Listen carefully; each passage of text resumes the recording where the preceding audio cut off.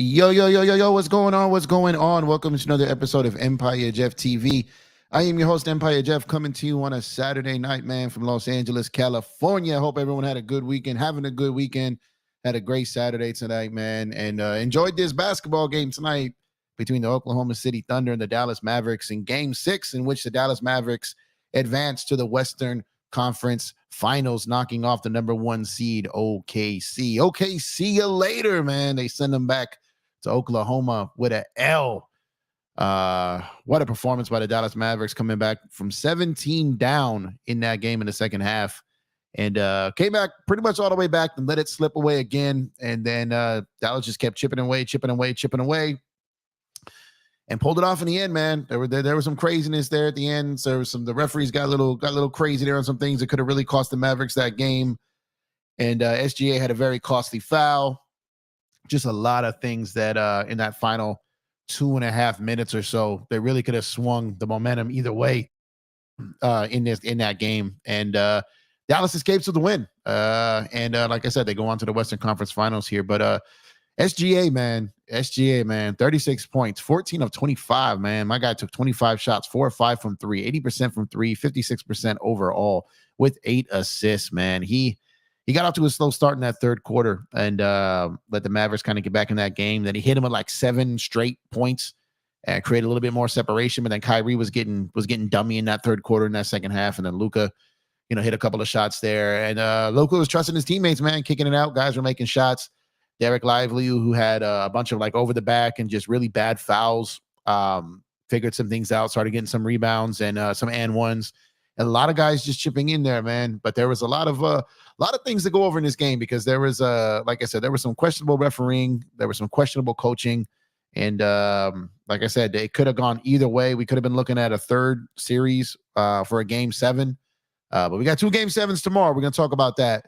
But I'm just curious to see what you guys thought about this game today. If you're an OKC Thunder fan, man, that one had to hurt. You had that one in the bag. You had it. You just had to execute a little bit better. Even though, like I said, I know they got the coach of the year over there. I know he's an excellent young head coach over there, but I felt that both him and Jason Kidd kind of had their Darvin Ham tribute game today, man, because they did a lot of Darvinisms in this game. And the only reason I bring that up because a lot of NBA coaches do. A lot of them, like, wasn't just Darvin that did this. I think it was not only a problem. I think it's a problem in the league the way these coaches are doing this. They're just really weird with their sub patterns. They're really weird with their timeout patterns. They're really weird with their challenges, and they're really weird. They just switch things up on the line, especially when Dallas threw that zone at OKC. OKC did not use a timeout to kind of gather themselves and plot the attack. That stretch right there, I feel, lost them the game. Anytime you see your team is struggling against a zone, either offensively or defensively, if you plug in a zone on defense and they're not executing it correctly, and the other team is lighting it up, you got to get out of it or call a timeout and get everything back right. And that's the same thing when it comes on offense. If you can't figure out how to attack it, then you got to call a timeout. And they went a good 3-4 minutes of that stretch without calling that timeout when they were struggling with that zone, and Dallas got going. Kyrie hit some buckets and got going and got them completely back in the game there. So it was interesting stretch there. And but like I said, shout out to Dallas, man. Gave the stat line there for OKC. Let's get to Dallas here. You had Derrick Jones Jr., man, a role player, giving you 22 points, 8 of 13, 4 of 6 from 3. Huge game for him, man. PJ Washington had a really rough game and then got going late there with 9 points on 2 of 6 shooting, 2 of 5 from 3, 5 rebounds though. You had Daniel Gafford chipping in with 10 points and 7 rebounds. Kyrie Irving, like I said, he shot below 40% at 39% there, 4 of 10 for 3, 40%. But that second half, mainly that third quarter, he really did a lot of damage there to get them back in that game. Luka chipped in with 29, 9 of 15, 4 of 6 from 3, man. He had 10 rebounds, 10 assists, hit him with a triple dub in a closeout game, man. Impressive. And then we had Derek Lively, the rookie, man, 12 points, 15 rebounds. And what a performance by the rookie there, man. So just great performance by Dallas overall to escape the win and await the winner of tomorrow night's Minnesota Timberwolves Denver Nuggets. And I'm pulling for the Joker versus Luka for the Euro Western Conference Finals, the cigarettes and vodka series over there between the two Euros over there, man. I'm looking forward to that. But obviously Denver has to handle business. If they don't, then it'll be Minnesota, which will be a good series as well. However, like I said, I've been rooting and hoping to see Luka versus Joker in a Western Conference Finals.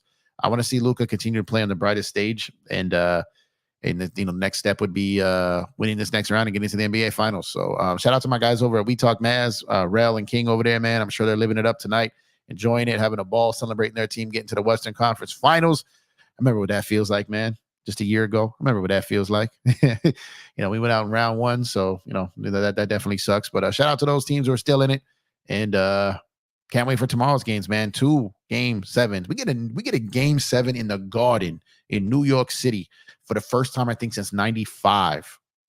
29 years since Madison Square Garden has hosted a Game 7 for the New York Knickerbockers. Shout out to New York, man.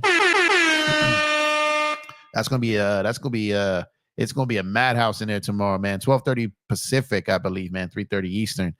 And then we got Denver versus Minnesota at the nightcap tomorrow night. So that's going to be fun. So shout out to everyone who's tuning in here, man. I appreciate y'all, man. Festo, salute to you, man. Thank you for tuning in. What's up with you? Daniel Berry Sports Highlights. What's going on with you, man? Make sure to go over there and follow Daniel Berry Sports Highlights. He got a channel over there, man. Mavs versus Nuggets. That's what I think it's going to be, but we shall see. We got Mr. 81. Salute to you as well, man.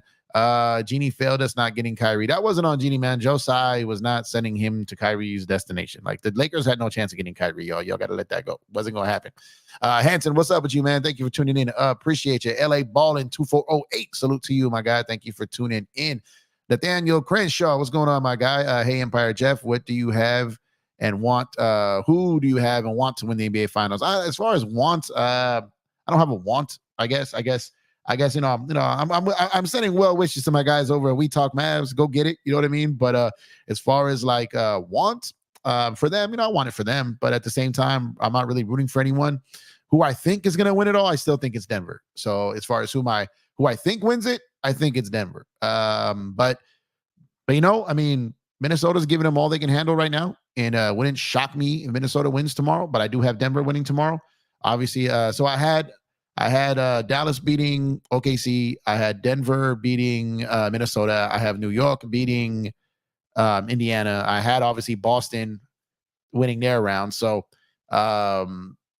I think it's, more than likely, if New York was healthy, I would really, really, really feel like they would have a much better chance against Boston. And if they get OG back and Brunson balls out and Josh Hart can get his stuff together, man, then maybe they got a puncher's chance, man. But it's going to be tough for them over there. Boston has had pretty much a cakewalk here to the finals. So depending on how healthy Porzingis gets and when, do they suffer another injury or someone go into a struggle there, start struggling, go into a little rut, and then maybe New York gets a little bit luck considering all the bad luck that they've had in these playoffs. So, but I still have Denver handling business and repeating this season, man. JSJ, what's going on, sir? That was a heartbreaking, but credit to the Mavs. They were the better team. Yeah, like I said, man, OKC, very, very good season. Very, very good young team. They're just too early. Like, they're going to be good for many, many years to come. And I don't mean this disrespectfully. I really don't. But they weren't a true number one seed. Like, they just didn't have the vibe of number one seed. It wasn't like that veteran team that's been there before, went in there. And sometimes you can get the number one seed and really not be that number one seed, right? And well, you can't. Obviously, you are. Mathematically, you are the number one seed. But what I'm saying is the number one seed is definitely we're not the best team in that conference this year. You know what I mean? So I'm definitely not going to call them a fraud. I'm definitely not going to say that. I'm not going to disrespect them. They were a very good basketball team. They're going to continue to be a very good basketball team. They need a little bit more height. And they ran into that kind of situation where the Lakers run into with AD, where Chet just couldn't do it alone on that front line. He's too thin. He's long. He's tall. He's big. But he don't got enough weight, to handle NBA bodies down there right now. So he needed a little bit of help right there. And I was really, really curious at some of the rotations they got going there at the end of that game. Like I said, if they can get a Jared Allen in there, if they can, draft a Zach Edey, if they can find a way to get a secondary big and move Chet to the 4, Chet, because he's just too light. You know what I mean? So, but if they can get a secondary big over there in OKC, they're going to be a whole problem when they do that. So, just keep an eye. SGA is incredible in that mid range. He stepped up his 3-point shooting tremendously in these playoffs.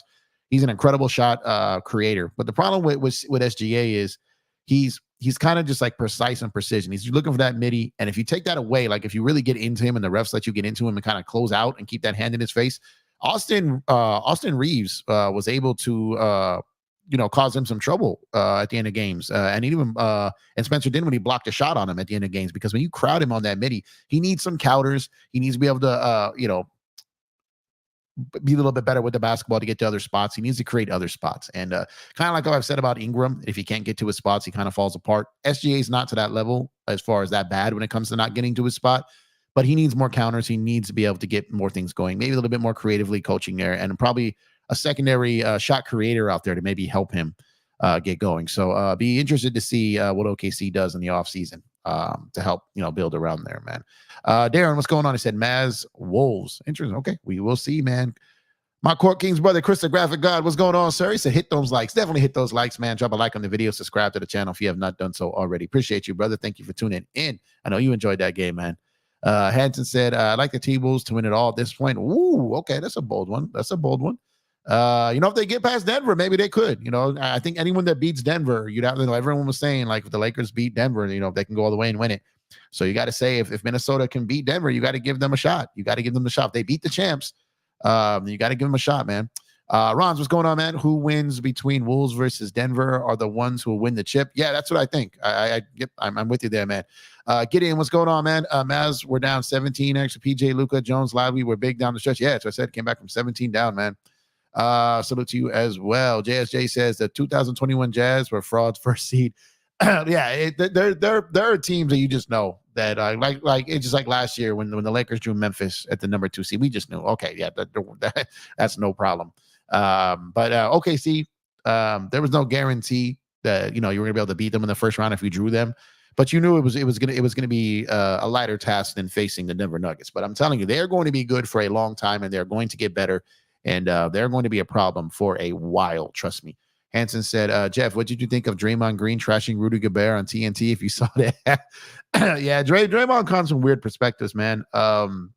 Whether you like or dislike someone, you gotta keep it. You got to keep it real, though, right? Like, you can't always just let your emotions get involved in it. But here's the thing. Rudy Gobert, and this is what tripped me out. Like, I got a little funny little discussion the other night with someone about coaching in that series, and how I felt that Mike Malone is the top 5 coach in this league, and someone was saying they felt like that Chris Finch of Minnesota was the top 5 coach in this league, and I don't think he is. I think he's a good head coach, but he's not top 5. And they were talking about Finch's ability to adjust and Malone's ability to not adjust. And I'm like, well, wait a minute, because Denver comes out of the Lakers series where the Lakers took them the gentleman's sweep in the 5, but every game was competitive and tough. Denver had to work to get that. Minnesota swept, and we're coming into that series rather fresh. Denver was a little rough the first 2 games. Minnesota's physicality threw them off a little bit, but then Denver adjusted, and it took Minnesota about 3.5 games to adjust to that. And Denver adjusted. Like, it took Minnesota to adjust, and they got that blowout win, obviously, but that just kind of threw me off there. But I was watching some of my counter creators and who cover the Denver Nuggets just bashing Coach Malone. And that goes to my point. I keep telling y'all that every fan base bashes their coaches. This is not just a Laker and Darvin Ham thing. Every single fan base is bashing their coaching right now. And Denver was even bashing. They blaming this on Mike Malone. And I'm like, bro, you lost by 45 points. How are you going to blame the one guy who was not on the court in a 45-point loss for that loss? That's crazy to me. Did he have a hand in it? Sure. Some of those rotations, he waved the white flag a little early. I think they just got to the point like, look, let's just get to game 7. Let's not put anything out there that they can see that we're going to use in game 7. Let's not use any of the plays we've been saving. Let's not throw all this extra energy just to try for a fake comeback and then have to go against a war in game 7. I think they just threw in the towel, to be honest with you. And it just tripped me out that, you got Denver people turning on Mike Malone, blaming him for that. It just happens with every fan base. And that's what I've been saying all season, man. Richard says OKC would go crazy. Okay, I'm telling you, they just need a couple more things, man. And the fact that they got a number 1 seed without those pieces, I think is cool, man. I'm about to go to bed. Go Lakers. Good night. Hey, good night to you, Nathaniel. Thank you for tuning in. I appreciate you, man. Savage, what's going on? Jeff, Lively, really a rookie, man, on a cheap contract. Hope Lakers use the pick on a young big instead of training for an old vet. Yeah, I mean, the Lakers would have loved for him to slide, man. We were hoping he would slide to the Lakers, but it just never felt realistic. It just never did. And it didn't happen, So he's out there playing. Like I said, he had a monster game tonight. Those 15 rebounds as a rookie. He doesn't play like a rookie, man. He's poised. Now, he did have some rookie moments, those over the back fouls, but he corrected it. But but he had some moments. But outside of that, I felt he was great, especially down the stretch with those and ones.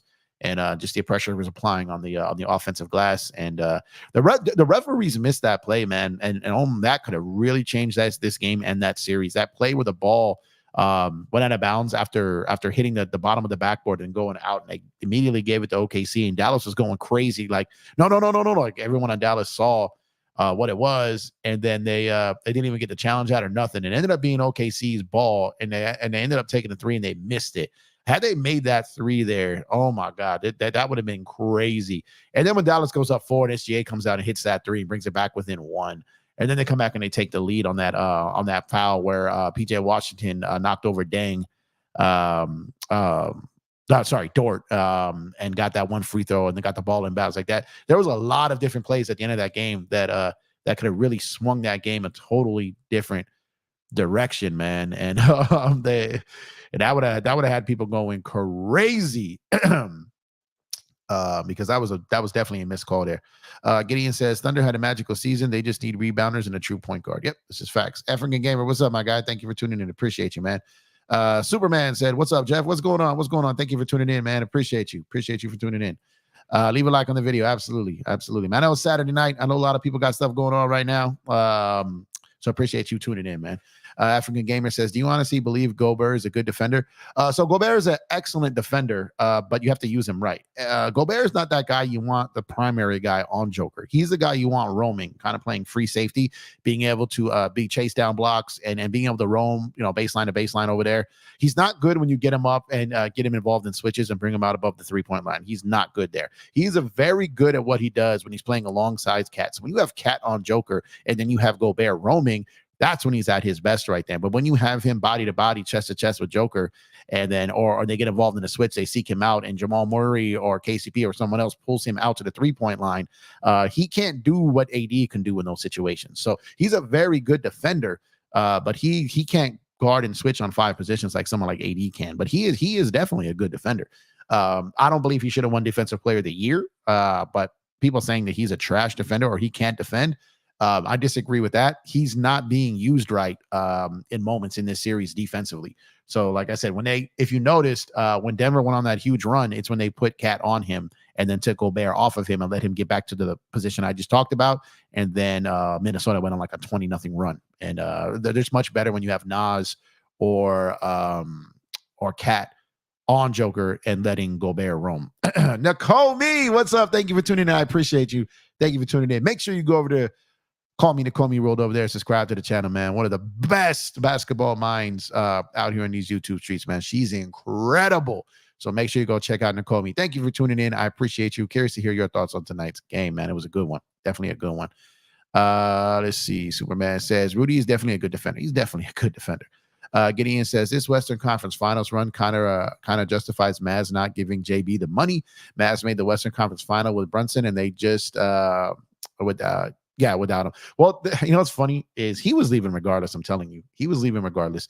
He wanted to run his own show. He wanted his own team. I put a tweet out a year before he left saying that he's out of there. He's going to the Knicks. He's out of there. It's not because he hates Dallas, has beef over there or anything, but he wants to run his own team. It happens. He wants to be the point guard on his own team and doesn't want to share the ball with Luka. Not even being selfish. He just wants to see what he's made of and see if he can do it. So I don't think there was any situation where he was staying in Dallas. I just don't think so.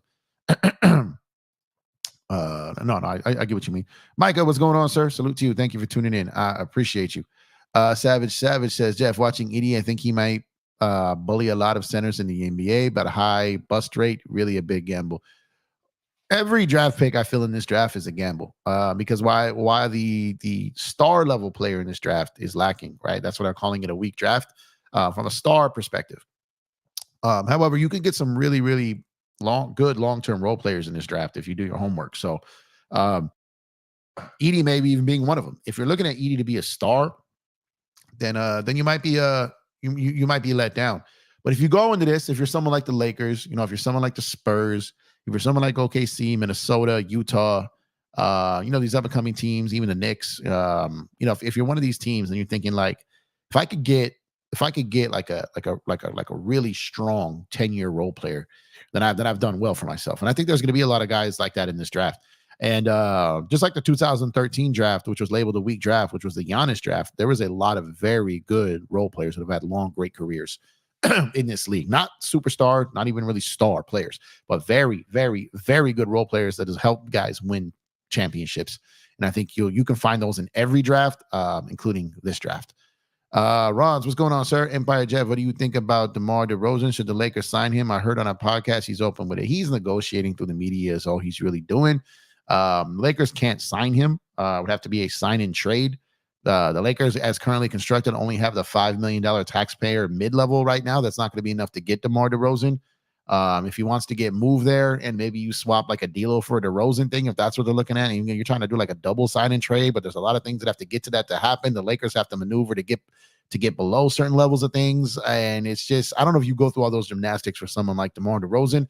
I don't even necessarily know if it's a good fit offensively with Braun and AD out there in the spacing. I would much rather have a DeJounte Murray, sorry, Lucky came in here doing the Harlem Shake and getting crazy. I'd much rather have a Donovan Mitchell, DeJounte Murray, even a Bruce Brown, one of those guys, younger, someone you can have for a bulk of years, and someone that doesn't need can do more than just get you 20 and that's it. Like DeMar's not going to be a top tier defender. He's not going to be a high, he doesn't shoot threes. He's a good guy that can get buckets if one of those other guys are out, either hurt or long, and give him more rest on the bench. I'm not even convinced that's a natural or good fit, to be honest, man. Nakomi says, thanks, Jeff. You're welcome. Thank you for tuning in. SGA going to be mad about that foul on PJ for about a year. Yeah, that's what I said, man. Tomorrow's games are going to be savage. Yeah, that's the first thing I thought when he did that. I was like, oh man, that one's gonna that one's gonna linger in his mind for a while. I've been there. I've had players when I was coaching it that made fouls like that, and it's just those are difficult to overcome mentally because you feel like you let your team down, even though my guy dropped 36, right? But yeah, that one's gonna bother him for a while. Trust me, for sure. Petting my cat. It's an interesting name. Thank you for tuning in. Anyone have a good reason not to hire Mark Jackson other than the fact the Warriors owner is yes, there is. There are multiple reasons, and again, I've refrained from going into all the details on the show. I will just invite everyone to do their own research. Lakers Nation did a pretty good stretch on this a couple of days ago, breaking down. Look, I'm gonna say it again because I feel like we get these questions every stream because it's a narrative out there on Twitter and online from people who just are holding on to 10 years ago. Here's the thing. I have nothing obviously personal against Mark Jackson. I'm not rooting against Mark Jackson. I'm not campaigning for him to not have a job. It's not what I'm saying. What I'm saying again is that I don't believe he will ever be a coach in the NBA again. You can do your own research, but there was a lot more to it than just that he was quote unquote like accused of. But there were so many things that were proven as a result of it, including recordings. And he's labeled as someone that's not very easy to work with.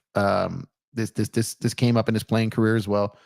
And and he he did some stuff that a lot of teams just have no interest in his services anymore. And like I said, the fact that not a single team has tried to hire him for 10 years, I think that says it all right there. I think people just need to let it go. It's not happening. It's just like everyone, I think Laker Nation hit it on the head when they said it's like everyone thinks that Dwight can still be that Joker stopper. Like that ship has sailed. The Mark Jackson ship has sailed. The Dwight Howard ship has sailed. All those have sailed. Like you can't even see him anymore. They're gone. You know what I mean? So the Mark Jackson thing, while it used to be kind of a fun talking point, now it's just not, because it's just not happening. It's just not going to happen. And just do your research. There's plenty of information out there as to why teams are not. And like I said, whether it's true or not, it's not for me to say, but enough people believe it. And like I said, there are actual audio recordings, and he's not getting back in the league. African Gamer says Mark Jackson blackballed. Yeah, and sometimes you blackball yourself, man. Let's see. What do you mean? What do you mean sensitive? What's going on? I don't understand what's happening. Let's see. What's going on, Eric? Thank you for tuning in. I appreciate you. Did you get timed out or something? I don't think you did anything to get punished here, so let me know. Thoughts on Garland? He had 115 defensive rating. So the 115 defensive rating is tricky, Richard. I don't always look at that. If I watch a guy playing defense and then you look at that number, if it's on a good defensive team, that number goes up. If they're on a bad defensive team, that number goes down. You've seen some really good defensive players have their defensive rating rise because of the team they're on, or sometimes for extended lineups that they're on the floor with. But Garland is not going to be a very good defender. That's not his game. You know, he's not a very big guard. He's not a strong guard. He's a little bit frail at times. So he's not going to be a guy you're going to look to be, you know, top tier defensively, maybe even serviceable, but he's just not going to be that guy, man. Savage says, Jeff, what do you think happens with D'Lo? Him and Reeves don't work. I think, you know, it's funny. I'm just starting to believe that Reeves is gone. And I'm 50-50 on D'Lo, whether they get him back or they get, you know, make a move. He opts in and they trade him, or sign and trade. They get their cap to a position where they can do a sign and trade. Like, I don't know what's going to happen with D'Lo. I can't pin it yet, but all things are on the table. But when it comes to Reeves, I really am starting to get the feeling that he's played his last game as a Laker. I have mixed emotions on that, obviously, but I'm starting to believe that he has played his last game as a Laker. Him and Rui both might have already played their last game. Let's see. The research shows Mark Jackson is being blackballed. Who cares if the coaches? That there's okay. You're definitely not doing your full research. That actually was the least of it. But just like I said, do your research. Let's see. What up, KD? Thank you for tuning in. I appreciate you. Thank you for tuning in. Appreciate you. Let's see. Fo, what's going on, man? I don't think D Mitch trade is going to happen. Gilbert hates the Lakers. I did an article on that. Let me try to dig that out real quick. Hold on a second. I did an article on my Substack. It's also posted in my community section. But let me go ahead. I did a pretty good article, if I do say so myself here, breaking down that situation. But I've got a video coming on that. But in the meantime and in between time, let me go ahead and get you the link here. Give me 1 second, and hopefully YouTube. Sometimes these links don't play fair when it comes to posting. Give me 1 second. Let me see if it's gonna let it be clickable. There we go. I'm gonna go and pin this up here too. 1 second. All right. So there's a link here. I did an article. So I also do articles too. And I did a lot in the beginning of the season. I fell off. I made some time. I did this one. I'm working on 3 other articles right now. But going to pull up to my Substack over there. Read the article I did on Donovan Mitchell. I make the case for why I think the Lakers should trade for him. And hear me out. I even say that in the article. Hear me out. I'm painting a picture here. And I think that Donovan Mitchell trade is a lot more likely than people think. And I've actually got a follow-up article coming to this because I've received more information since I did that article. But I think there's a good chance this trade can happen. I'm not saying it's going to happen, and I'm not guaranteeing it. But I think there's definitely a world where this trade can happen for sure. Controversial man, what's going on? Thank you for tuning in. Low key, the 2011 Lakers were the best team in the Kobe and Paul era. Matt Barnes and Steve Blake were underrated. They just couldn't get the job done. There was a lot of things, you know, it was the end of a title run, man. They were burnt out there. Dallas just was the team that year. They beat OKC. They beat us. They beat the Heatles. Like that team was just their year that year, man. But I hear you though. I remember Matt Torres, meniscus, and Phil Jackson had cancer that screwed the momentum of the season. Yeah, Matt made it back, if my memory serves me right. But yeah, he did. African Gamer says, Jeff, you saying Dwight got some Diddy recording? It's just not gonna happen, man. Here's the thing. Here's the thing. There's a reason why Dwight was about to be a Warrior. It was about to happen. He went there, he worked out. Dwight, it's not about Dwight not being in the league because he can't get you 10, 12 minutes a game. It's not what it is. He's just not going to play in the league. He's just not going to play in the league. Once the league has moved on from you, once the league feels that that you can hurt the money, you're a distraction to a standpoint where what you bring to the game doesn't overcome what you take away from the game, then you just don't have a place in it. It just is what it is. And whether it sucks, whether it's true, whether it's not, I mean, it definitely sucks, but that's real life too. That's real life. And at the end of the day, whether it's true or not, if that's the public perception, it's just going to go against you, man. It's just going to go against you. And that's what it's working at right there. Let's see. Lakers all day. Dope. What's going on, man? Do you think we still have a chance to get DeJounte Murray? I think we have a chance. I think he might be a fallback if they don't get Donovan Mitchell. I think there's a world that we live in where they make a move for Murray with 2 picks and then have that other pick to go get someone else. So I think that there's a chance they could still get Murray. I knew they had no chance of getting him last year. I told you guys that repeatedly. But I think they definitely have a chance to get him. I don't think they're in Trae Young talks are going to be in Trae Young talks at all. I've also been saying that for a while. If they do, that would surprise me. But I don't think they're going to. But I think so. DeJounte Murray, obviously Donovan Mitchell, Bruce Brown. Those guys are obvious. There's some ones that haven't been talked about yet that the Lakers are going to swing for the fences on some guys and hope that some teams want to break some things up. But that's gonna the Lakers, they're gonna have to rely on the other teams wanting to get crazy for that to happen. And to be honest, there might be some teams willing to get a little crazy this summer. I'm telling you guys, I keep telling you guys this. This is the new era of the new CBA officially kicking in this summer. It's the boogeyman. It's the full meal. Last summer was the appetizer. This summer is the full meal.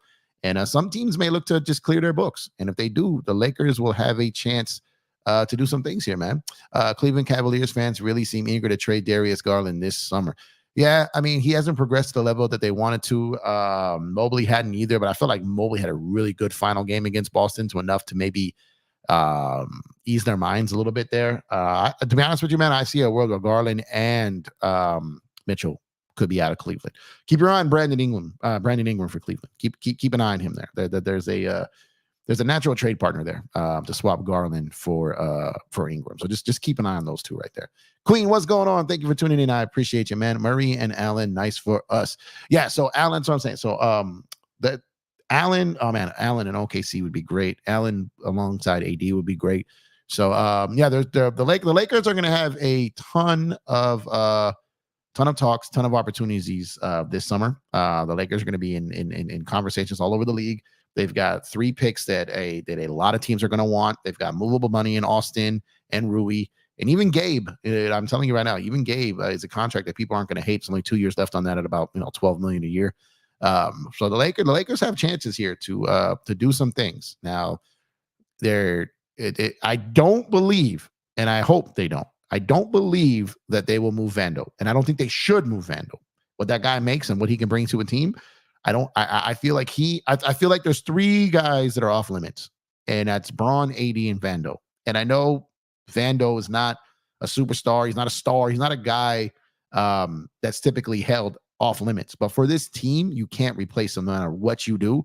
So I think that those 3 are the guys that are locks to be here next year. Outside of that, the Lakers are pretty much open for business outside of that. We need to keep Reeves. I thought his AR1 shoe trailer this year. Bought his AR1 shoes earlier this year. No, what's up, Tony? I hear you, but I think he's out of here, man. I think he's out of there.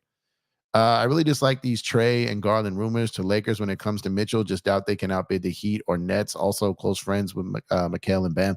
Here's the thing, though. Donovan has a lot of control in the situation. He has a lot of leverage. That he's got a player option, so technically he's got 1 year left.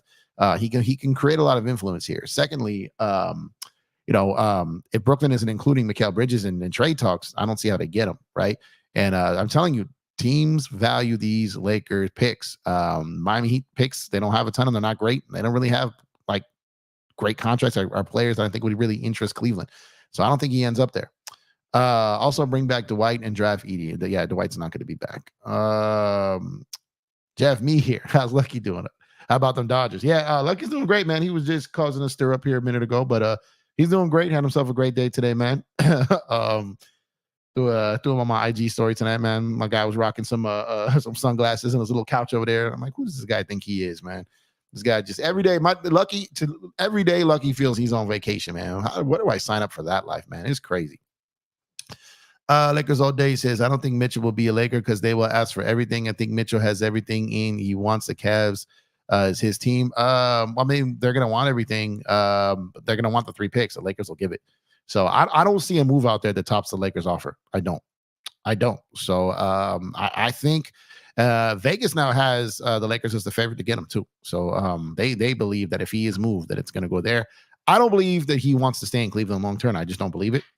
If he ends up doing it, then good for him. Shout out to him. as of right now, I just don't think he's going to stay there long term. Ron says, who should the Lakers realistic target in the center position? To me, Andre Drummond, because like I said, probably affordable.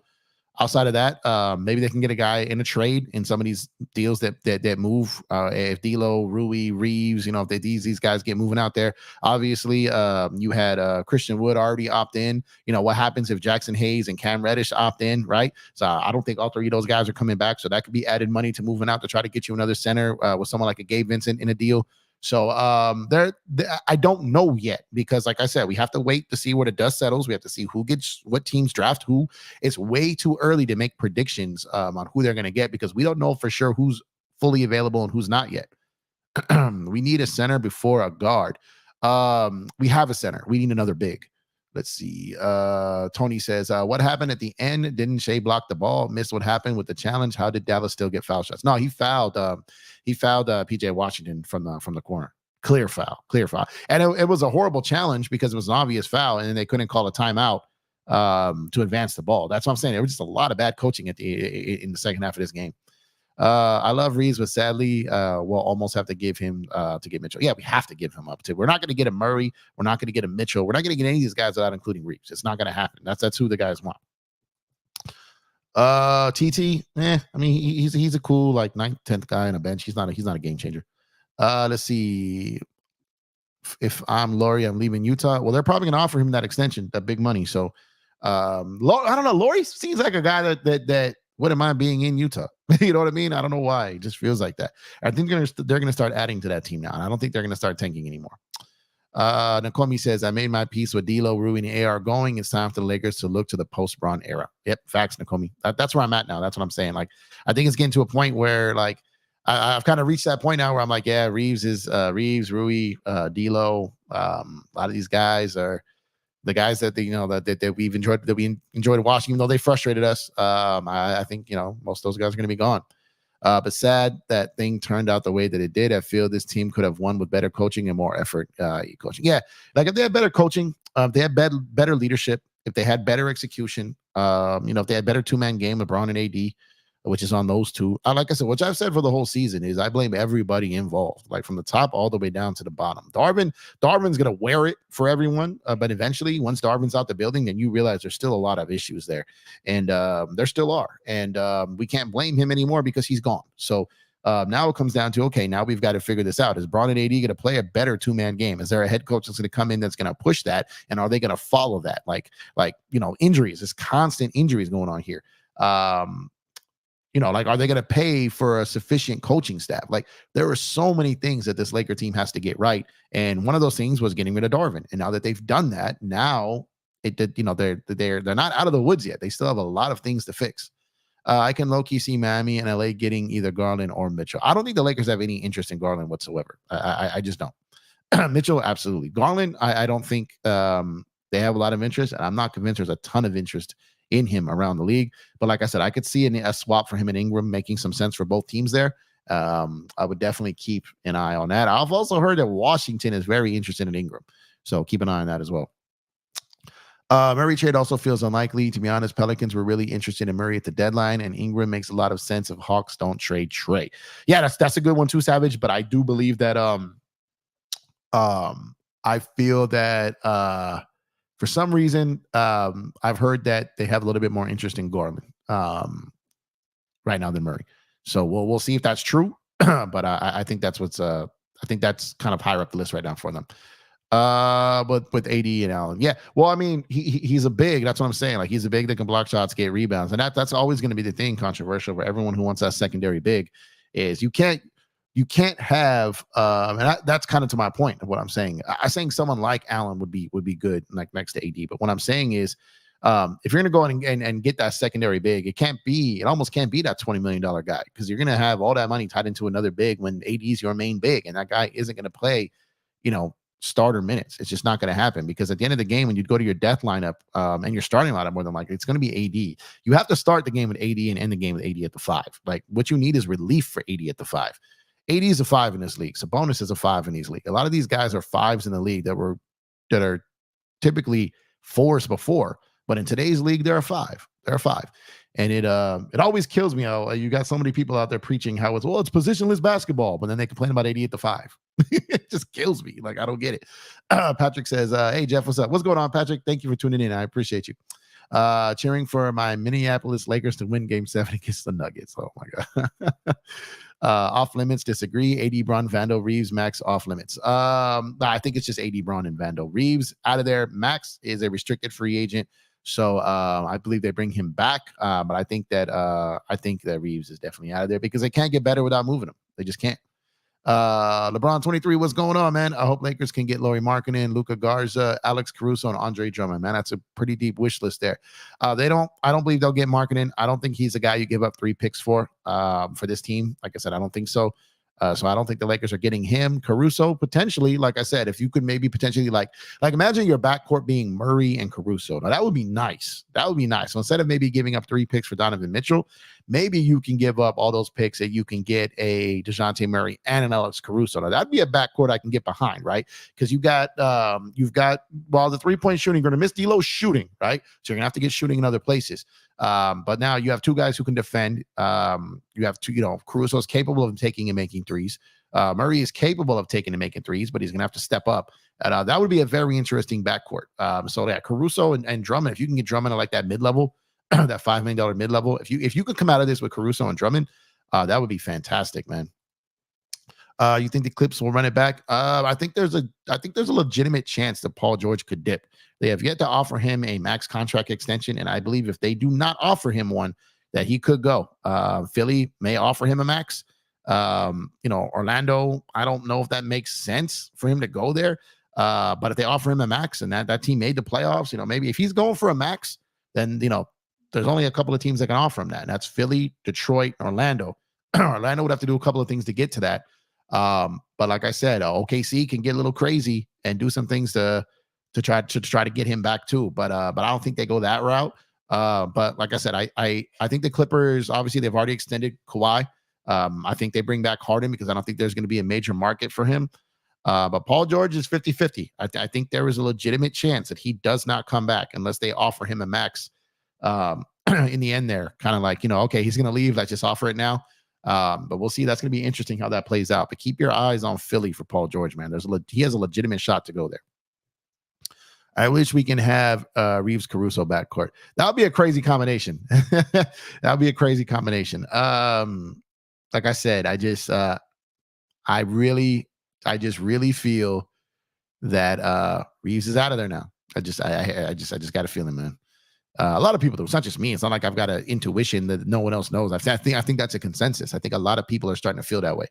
We'll keep an eye on was that Goga or Carter? Heard they picking between those two. I don't believe the Lakers are keeping their pick. I believe they'll keep their second round at 55, and I believe they're going to buy a second round pick that's earlier to get Bronny. But I think that first round pick is out of there. Now they're going to draft. They're going to make the pick because they can't trade it until they make it. But I believe they will be making that pick for another team. Let's see. Thought on Malik Monk as a free agent.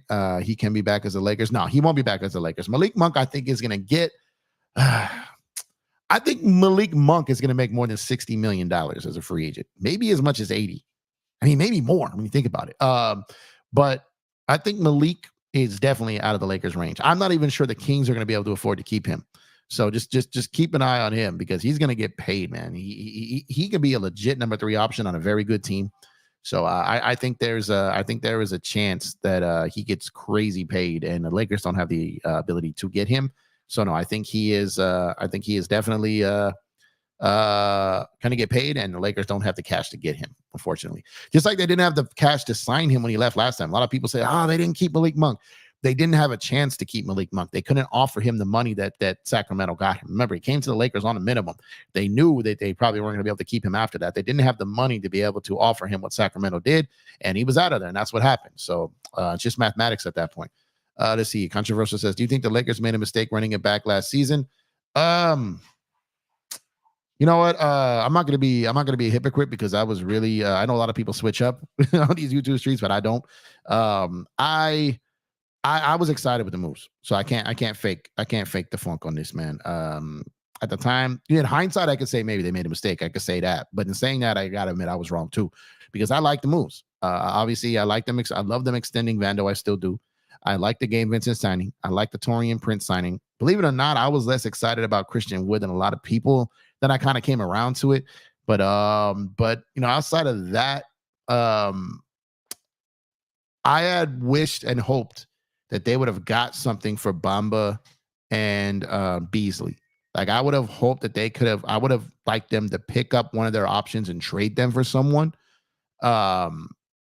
Versus letting them leave for nothing. Then they could have got maybe an additional something else there, Outside of that, it looks like it, but at the end of the day, injuries happen, and that could still happen if you go and have a very good offseason this next season, this summer, and throughout the season, you get a bunch of guys that are hurt, then you can have the same type of scenario again, right? So there are just so many things that went wrong this season, man, with injuries, the coaching, like I said, leadership, locker room. There just was so many things. It was just like a wasted, cursed season.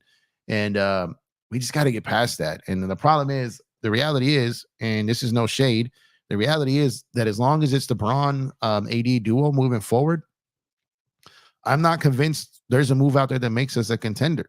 Like, because even if you go the route of Donovan Mitchell, there's some things, there's some things that can hurt you there. If you go the depth route, well, we've had depth. We went the depth route last year. And again, all of our depth got injured. Then you didn't have that third scorer, that consistent third scorer, especially come playoff time. So it's like there's an argument for both sides of this. There really is. So I don't generally know who's right. But I know in the playoffs, when you get there and you look at someone like Denver, who can hit you with a Murray, hit you with a Joker, hit you with a Porter Jr., hit you with Aaron Gordon, and a role player like KCP, like Bron and AD can't compete with that by themselves. You get what I'm saying? And then you got Luka, you got Kyrie, right? You got those two, and you got them role players playing great, right? Bron and AD can't compete with that at times when they got all those other role players going, when the Lakers role players aren't hitting. Minnesota, man, you got Ant, you got Cat, you got Gobert, you got McDaniels out there, you got Conley. You got Naz Reid off the bench. Like I said, I mean, the depth is the idea answer. But the problem is the depth is either always hurt or disappears in key moments. And that's what makes people want that third star or third all-star level player, because you need a guy who can get busy, who can get buckets, and who can score when your role players shrink in the moment. And that's where the Lakers need to figure that out. That's why someone like read that article, yo. I'm telling you, I pinned it at the top of the chat. It's an article I did on my Substack, talking about why I feel and why I believe the Lakers should trade for Donovan Mitchell. And I broke down why. I broke down how it's different than the Russell Westbrook trade. I broke down how it's not bad for the future. I broke down a lot of different scenarios as to why this trade made sense. It's not the same as the Russell Westbrook trade. It's not. All right. So just take a look at that article. And I'm curious to hear what you guys think about that. Let's see. Trae Young, good to the Spurs. I'm hearing the Spurs aren't too interested in him, so we're gonna have to wait and see on that. I thought that too. Like, okay, kind of lines up as like a natural trade partner. They control some of Atlanta's picks. They need a point guard. They've got space. So I thought it would make sense too. And you've got Wemby back there that can make up for his defensive inabilities. And I got some pushback on that. So as of right now, I'm hearing they're not too interested in it, but maybe that could change. I'm sorry, bro, but Vando gotta go. I don't think it's gonna happen, bro. I don't think it's gonna happen. Mitchell have to choose being a Laker for us to have him. I heard he wants to be in a competitive team. We are that team, but we're not only competitive team who wants him. But if it comes down to us or Brooklyn, we are, and I think so. And like I said, I think I think he's going to kind of make that push, but I don't think he's going to do it publicly. It's a delicate situation here. It's Bron in Cleveland, right? It's Gilbert and Bron. Even though Dan Gilbert does not run the day-to-day in Cleveland anymore, it's his son that does it. He doesn't really run it day-to-day anymore. But that's why if the Lakers go about this the way that they are, they're being very crafty about it. If they go about this the right way, I'm telling you right now, those Laker 3 picks are going to be very valuable to them, man. You got to think about this. They gave up those picks to Utah to get him. So they need insurance on that. So if they go and they move off from Donovan Mitchell, they cannot risk him walking for nothing. Those Laker picks would be extremely valuable to someone like Cleveland and a lot of other teams in this league. So I think there is a strong chance. And again, I'm not saying it's happening. I'm not guaranteeing it. But what I'm saying is I think there is a strong chance that the Lakers could walk away this summer with Donovan Mitchell. I truly believe that. You think PG takes a pay cut to go to a contender? No. If he was going to take a pay cut, he's staying with the Clippers. I think he's looking for that max. Nah, I'm good on Reeves. Says Festo. What's up, Festo? Jeff, when do you think LeBron will make a decision? Will he wait for the Lakers to hire a coach first and get Bronny? I think Bron's already made a decision, bro. I think they're just waiting to see which way to go about it helps the Lakers and him the best. He has until the end of June to decide, so there's no rush to do it yet. I believe that him and the Lakers already know what's going to happen. I believe that they're working together on everything, on the Bronny thing, on what's going on in the Cleveland thing. I think for the first time in a couple of years, I think that Bron, Clutch, the Lakers front office, Lakers ownership are involved together and on the same page when it comes to LeBron, when it comes to the trades, when it comes to coaching, when it comes to the draft, when it comes to Bronny. I think that they are actually on the same page right now. And time will tell. But I think that they're kind of all on board here together to try to right this ship and get things back on track here. So we're gonna have to wait and see where that lands them though. Let's see. Jericho, what's going on, man? He said, hey, appreciate you. Love the show. Jeff, keep doing what you do best in the game, breaking it down. Appreciate you. Thank you, Jericho. Thank you so much for spending your time over here. You're greatly appreciated. And like I said, all you guys are appreciated. Drop a like on the video, subscribe to the channel if you have not done so already. And thank you, because like I said, I spent a lot of time studying the game of basketball and breaking it down. And like I said, you guys know me, man, never too high, never too low, never emotional. I'm a fan, obviously. I love my team, but at the same time, I'm trying to give you that steady content over here, man, of just breaking it down, right? Removing my emotions from it. It's hard to do sometimes, don't get me wrong, but just trying to give you that steady breakdown. So I appreciate you. Thank you. Savage says, Jeff, what do you think is Rui's biggest problem as a player? Is inconsistency. He gets kind of tunnel vision out there. Very skilled offensively, not a great defender, can't really guard wings. He should rebound better. Rui's a very solid player. But he's got inabilities. And you got Bron, and you got D'Lo, and you've got Reeves, and you've got Rui as part of your starting lineup. That applies so much pressure to Anthony Davis on defense, man. But I think Rui is going to have a long career. I think he's going to be good no matter where he's at. I think he's going to have an impact. I'm just more and more I think about it, the more I'm starting to believe it's not going to be in LA. Do you agree Lakers' problem or the management and GM? LeBron 23, I believe that they definitely own their share of it. Like I said, Darvin, the organization, and the players, I divide the blame. I probably give the organization the most blame, but it's all of them. It is all of them. No one escapes blaming this. I've been saying that all year. I've been attacked for saying that because people thought I was a Darvin apologist, but I'm not. Like, Darvin had to go. I said that. My thing is, but there are still issues out here, even with Darvin gone. If you're being honest with yourself and in your heart of hearts, you know that to be true.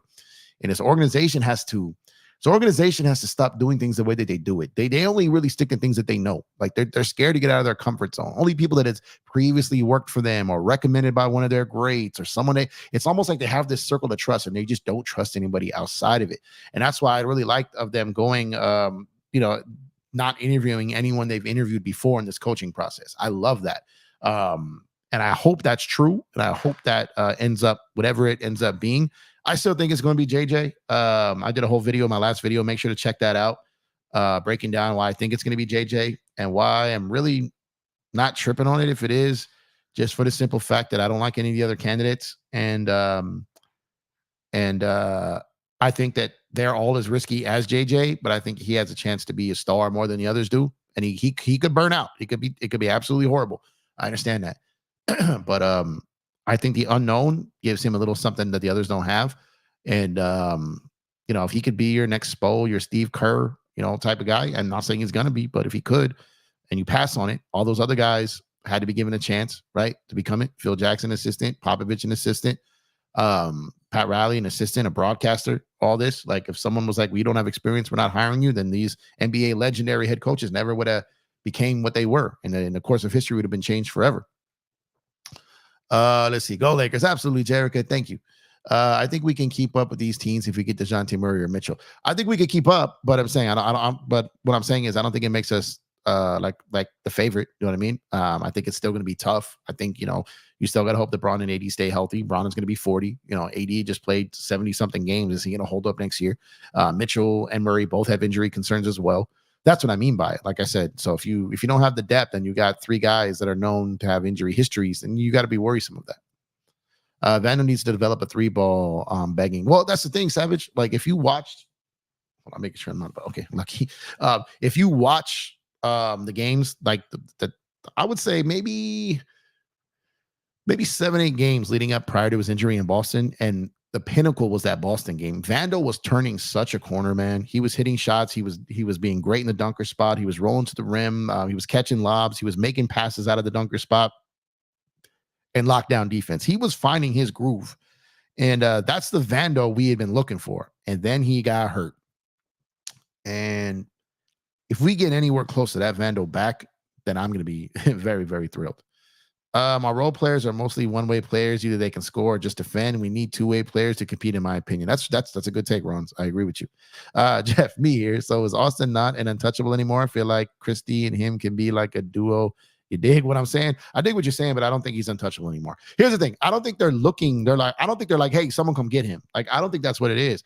I just think they've reached a point where they realize that if they want to improve this team, they have to move him to do so. So it has to be a player that they deem worthy of doing so. Like, they're not going to trade him for a Bruce Brown. Like, they're not going to trade him like for a player like that.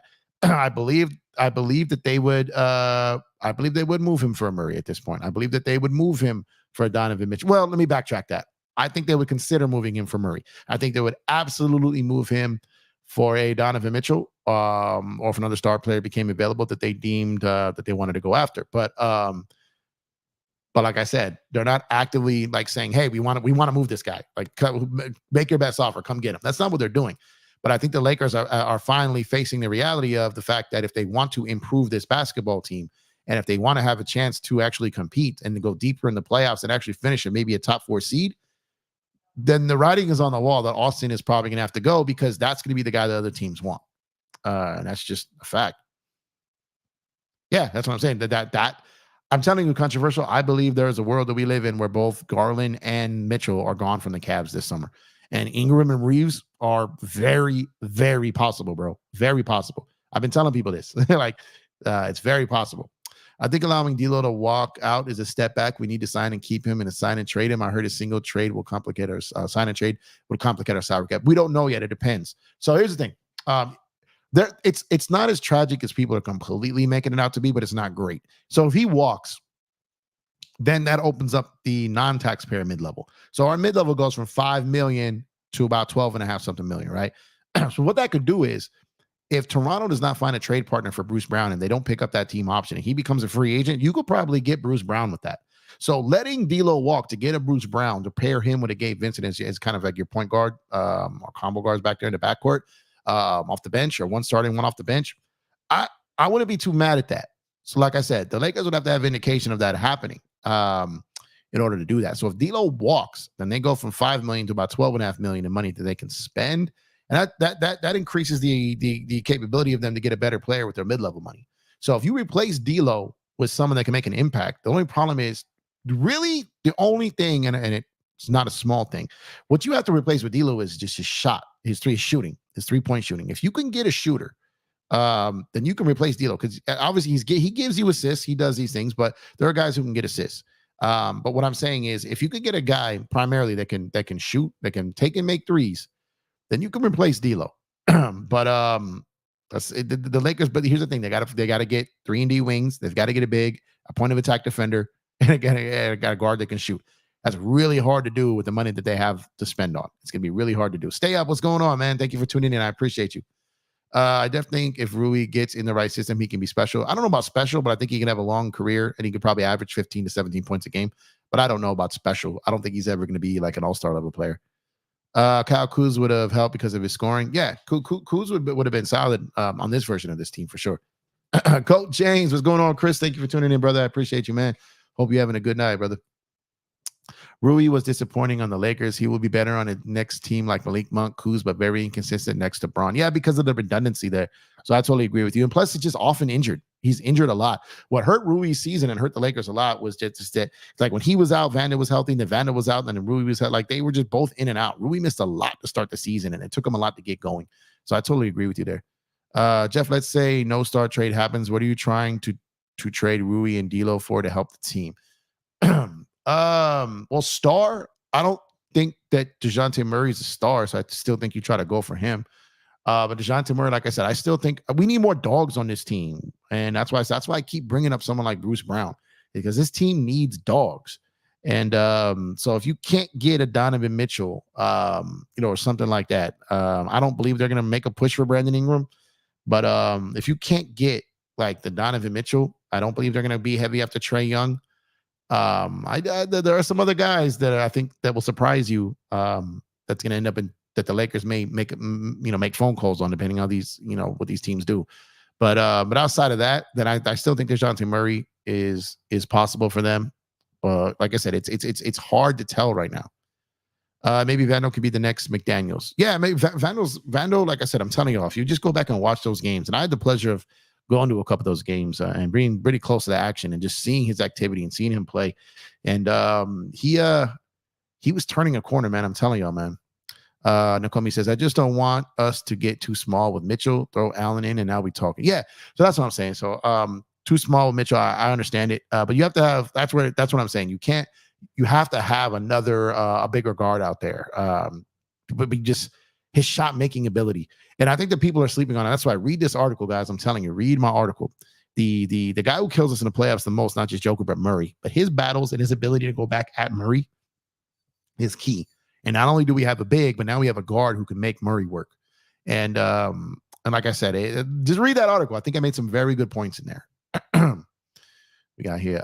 Leak, what's going on? Thank you for tuning in, bro. What's up, Jeff? Who would you pick as the Lakers' next head coach from the possible candidates right now?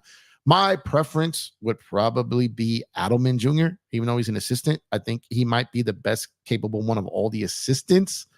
But then you don't know what you're getting, right? Because we've gotten assistants from championship teams before. We got Darvin Ham from Milwaukee. We got Luke Walton from the Warriors. It doesn't mean that success is going to translate, right? We don't necessarily, they don't always do everything that former team did. You got different personnel, you got different situations. But Adelman not only being coming from a championship team, learning under Mike Malone, who's an excellent top tier head coach, but also his father was a head coach who coached at NBA finals, who coached in big games, who coached star players. So there's a couple of different layers there, right? He would probably be my preference. I wish we had a chance at Lou. I don't believe we do.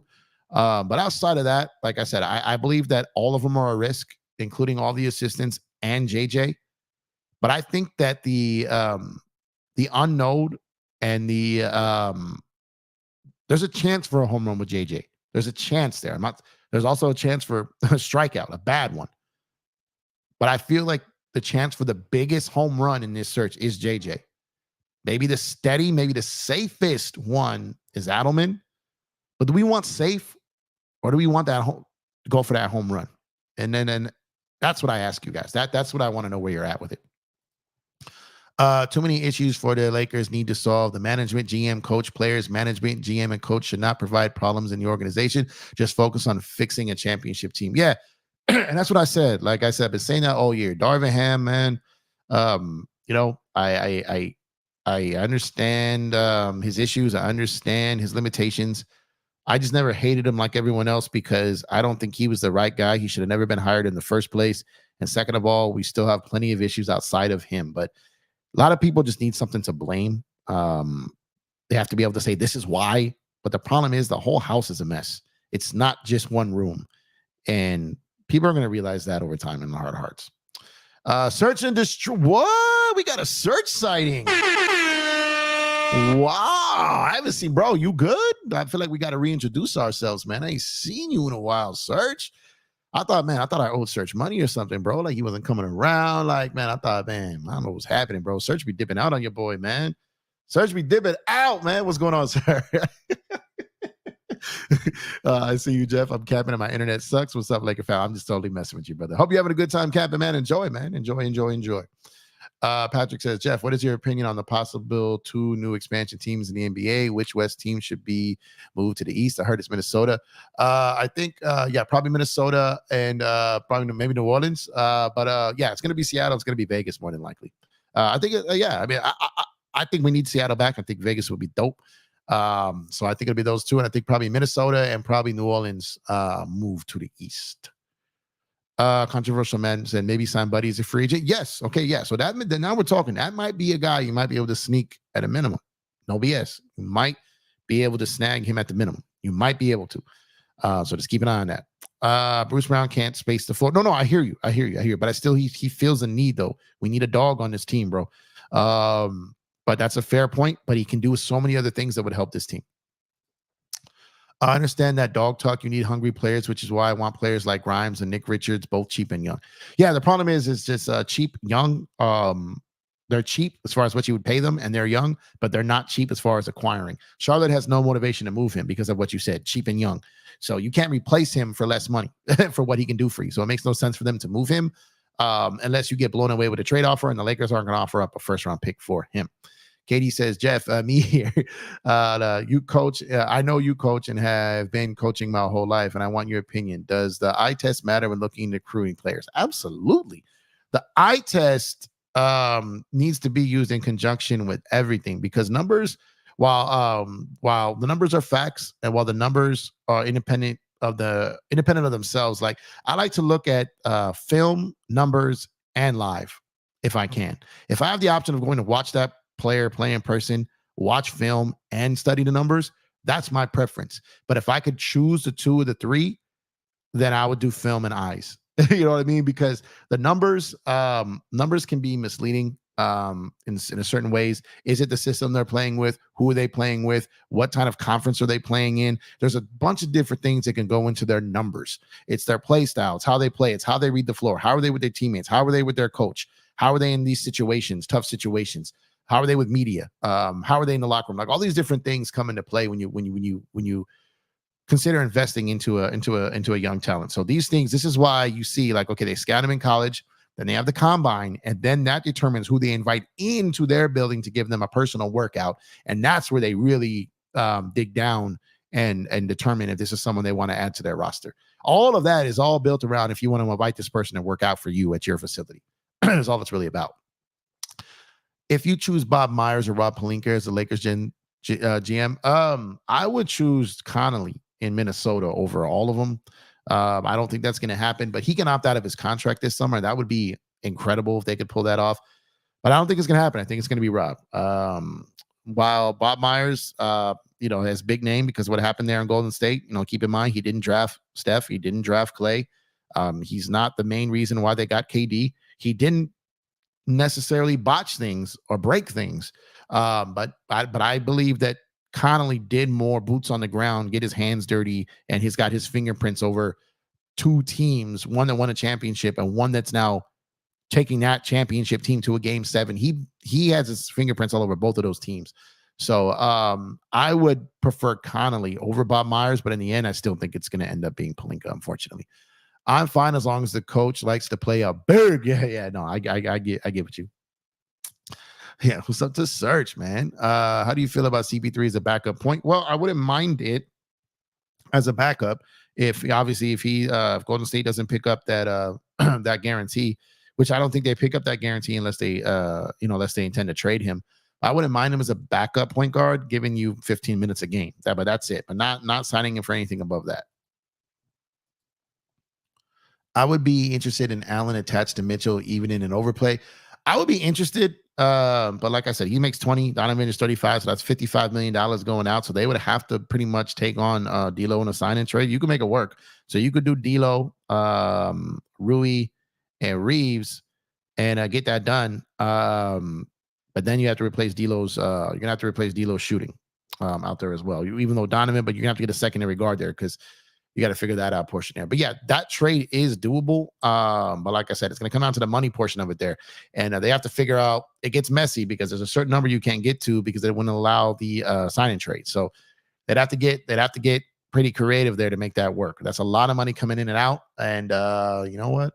Actually, well, yeah. So it's going up about $6 million. I'd have to really dig into that to see where that puts them. If that takes them over that first apron. No one would be coming back in a sign and trade, so it wouldn't trigger the hard cap for the Lakers coming in. But I have to see where that puts them at the cap. So I couldn't say 100%. I would have to look at the numbers.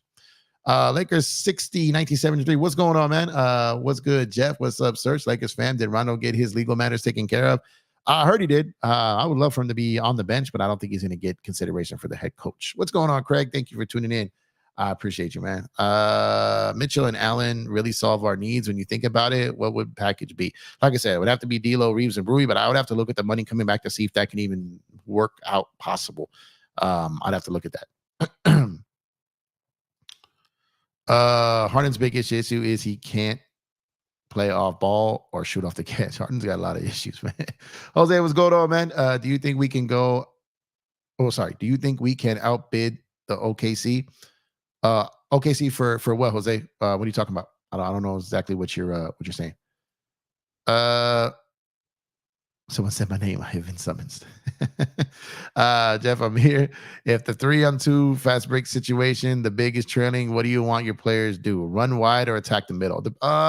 If it's a 3-on-2, it depends who's in there. Is it 2 guards back? Is it a big back? Back, under the rim? Are there shooters as part of that? Is it a lane filler, a lane runner? Is it a guy who can catch it and put the ball on the floor and continue? Is it someone who can finish with contact and impossible and one? It's not as simple. You know what I mean? But ideally, you probably want the ball in the middle of the court in your point guard's hand or someone that can handle the ball, making the decision, potentially with a ball fake, to get it over to someone who can get an uncontested layup would probably be the best option in that scenario. Xbox Game Pass only. Shout out to you, man. Thank you for pulling up. What's going on? Let's see. You in 2 chats. A lot of guys be doing double duty over here, man. 1 million push-ups. 1 million push-ups, huh? Richard says, we'll love Monk and Orlando. They have a chance of getting. I've got an article coming out that's a whole section of it in there. So yeah, good job, good eye there. That's why I think he has an excellent chance on landing between them and Detroit if he's going for the bag. But if he's going for the bag and trying to plan a better team, then obviously it's going to be Orlando. But if he's sees a long-term plan, maybe thinks he can be that. Maybe he has a long-term plan with Detroit. But those 2 teams are going to be in play for him, man. Me mind my business, stay out of their conversations here. With Jokic dominating the league, Lakers should go after bigs. They should, and they will. Jeff, do you like DeAndre Hunter as a Laker? I don't dislike DeAndre Hunter. I just don't think he's worth the money that he's getting paid. So in order to make a move for him and put yourself in the financial straps you'd be put in to get someone like that, I think you need a better player. If you're going to go down that path, is my only concern. There's a lot of players that I like. There's a lot of players that I wouldn't mind as Lakers in a vacuum, right? But when you talk about salary cap and fit and limited resources and limited abilities to fix this team, I think at that point you've got to really be really careful with your decision making here, man. Speaking on that, man, we got 50 people in the building on YouTube, man. Only 27 likes on the video, man. So come on and help your boy out here, man. Putting in all this time. Ron, help me out, bro. Acknowledge me, please. Come on, man. Acknowledge me, man. 27 likes on this video, man. Putting this work on a Saturday night. Drop a like on the video. Subscribe to the channel if you have not done so already. About 30% of the people who tune in every single night have yet to subscribe to the channel. You're here every single night already, man. Go on and subscribe to the channel, man. Become a member to the channel over here as well, man. For less than the cost of lunch, you can get a membership for a month, man. 3 different tiers, member-only videos, some giveaways. Go on to become a member. All the links in the description to go become a member and all my affiliate programs over there. And speaking of that, if you shop on Fanatics, if you buy your NBA, MLB, NFL, MLS, any of your memorabilia, and you shop on Fanatics, make sure, please use my link. The good people at Fanatics have partnered with the channel, and any order that you make using our link, they will donate a portion of that order to the channel, and it just really helps the channel out, so I'd greatly appreciate it. All the Instagram, Twitter X, TikTok in there. I've got different affiliates in there as well. So go on and check out all the links in the description over there. But most importantly, drop a like on the video, subscribe to the channel, and also become a member over on PlayBack.tv. Baseball's coming soon all over there, so I'll be covering the Dodgers. And PlayBack.tv/EmpireJeffTV. I appreciate everyone who's already done all these things I've asked already. You guys are the real MVP. I appreciate y'all. Now, back to the show here. Let's see. Let me catch up to some of these chats here. Wait, did I answer yours? There we go. Yes, I did. Making sure. Yeah, man. It's just not dying, man. It's just not dying. It's that narrative, man. The internet, bro. The internet be Internet B, man. You should be the coach. I am not qualified to be the coach, man. I know a lot of people think they are. I am smart enough to realize I am not. All right. I coached AAU basketball. I never coached college. I am not qualified to be an NBA head coach. I would be eaten alive by your worst NBA coach in the league. Would pick me apart, man. I'm not skilled enough. I am nowhere near good enough to coach in the NBA. But thank you. I appreciate it. But I know who I am. I am a realist. I am realistic. And I know that the worst player in the NBA and the worst coach in the NBA are all better than everyone on YouTube over here. Trust me, man. Rob, what's going on, man? Thank you for tuning in. I appreciate you. Appreciate your continued support, man. KD says, Jeff, me here. Would you still coach to top block shooters even if they're having an off night and basically funnel them into the paint, finishing over length? Shooters shoot, bro. And sometimes the best way to get a shooter out of a slump is seeing him make a shot. Try to get him to the free throw line, make one free throw, kind of see the ball go in the basket, gets him feeling good. Sometimes, I've had guys, I had a lot of two-way players, like guys that played hard on both ends of the floor. So a lot of times, sometimes if a guy had an off shooting night, sometimes a steal and like a layup and an and one, the slightest thing can get a shooter going again. With shooters, a lot of time it's confidence, really. And are they tired? Like, are they out there as a defense? Are they getting worn down? Are their legs tired? Do they not have their lift? There's a lot of things that contribute to these things. You just got to be alert with it. Like, are you overusing them on defense? Are you having maybe one of your best shooters guarding one of the other team's best players to where it's taking all of his energy where he doesn't have his lift on his shot? Is he rushing his shot because the other team has a really good defender on him? Maybe you need to use some action or some screens or something to get him open a little more. Again, it's not as simple. I need a little bit more details here, my guy. Come on. Let's see. Thoughts on LaRavia of Memphis? His game looks like Klay Thompson. I haven't watched a lot of college basketball like this season, so I'm the wrong guy to really talk about it. I've got to do a deep dive prior to the draft. PG signs with the Lakers. Will you still play the sound effects? What sound effects, man? You talking? What you talking about? What you talking about? What you talking about? You think it's funny? Damn. Of course, I'll still play. I'm gonna play that forever. I'm gonna play that forever, man. Jeff, can the Mitchell trade happen before the finals? Nope, it cannot. The Mitchell trade. Well, let me clarify. It can be quote unquote agreed to. Like they can have a framework, but that trade cannot be completed. The very earliest that trade can be completed is after the Lakers make the 17th pick, if 3 picks are involved. So no, it won't happen prior to the finals. I hate that some Laker fans want Cam Johnson. His contract is disgusting. I don't want Cam Johnson, man. I don't know. It's possible. I don't know. Does Court King sell overseas Australia yet? Tony, we're getting there. I put some things in place. I'm working on it. That's coming soon. We will be shipping globally very soon. Very, very soon. I've already made we've made the adjustments. We made the changes. There's some things that stuff to be worked out. But we're getting much, much closer to that for sure. Look at guys from the Lakers.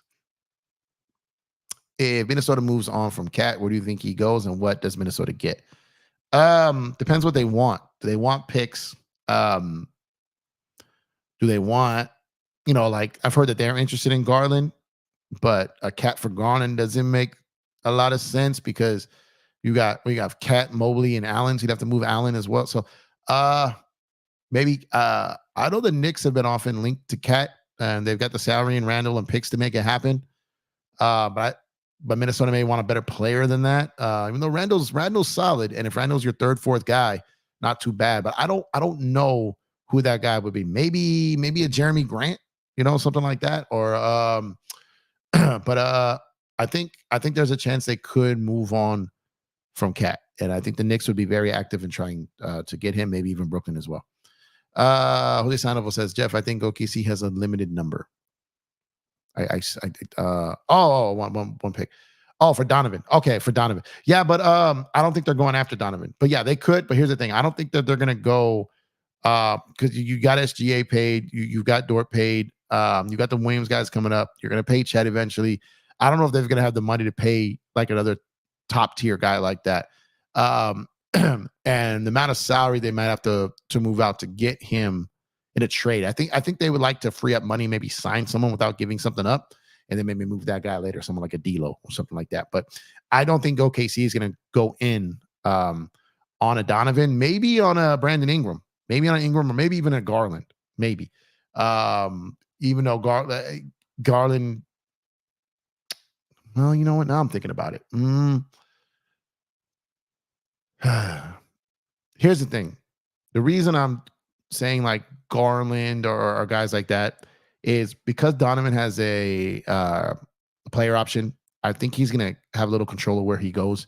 And I don't think he's going to push to go to OKC is the real thing is what I'm saying. So him being able to, while OKC probably would be a natural fit, I'm not sure he's going to want to go there as far as live there. You know, he's played in Utah and now Cleveland, and then maybe OKC. I think he wants to get to a big market is what I'm saying. So I think like a Garland and Ingram or something like that is more likely than someone like a Donovan Mitchell.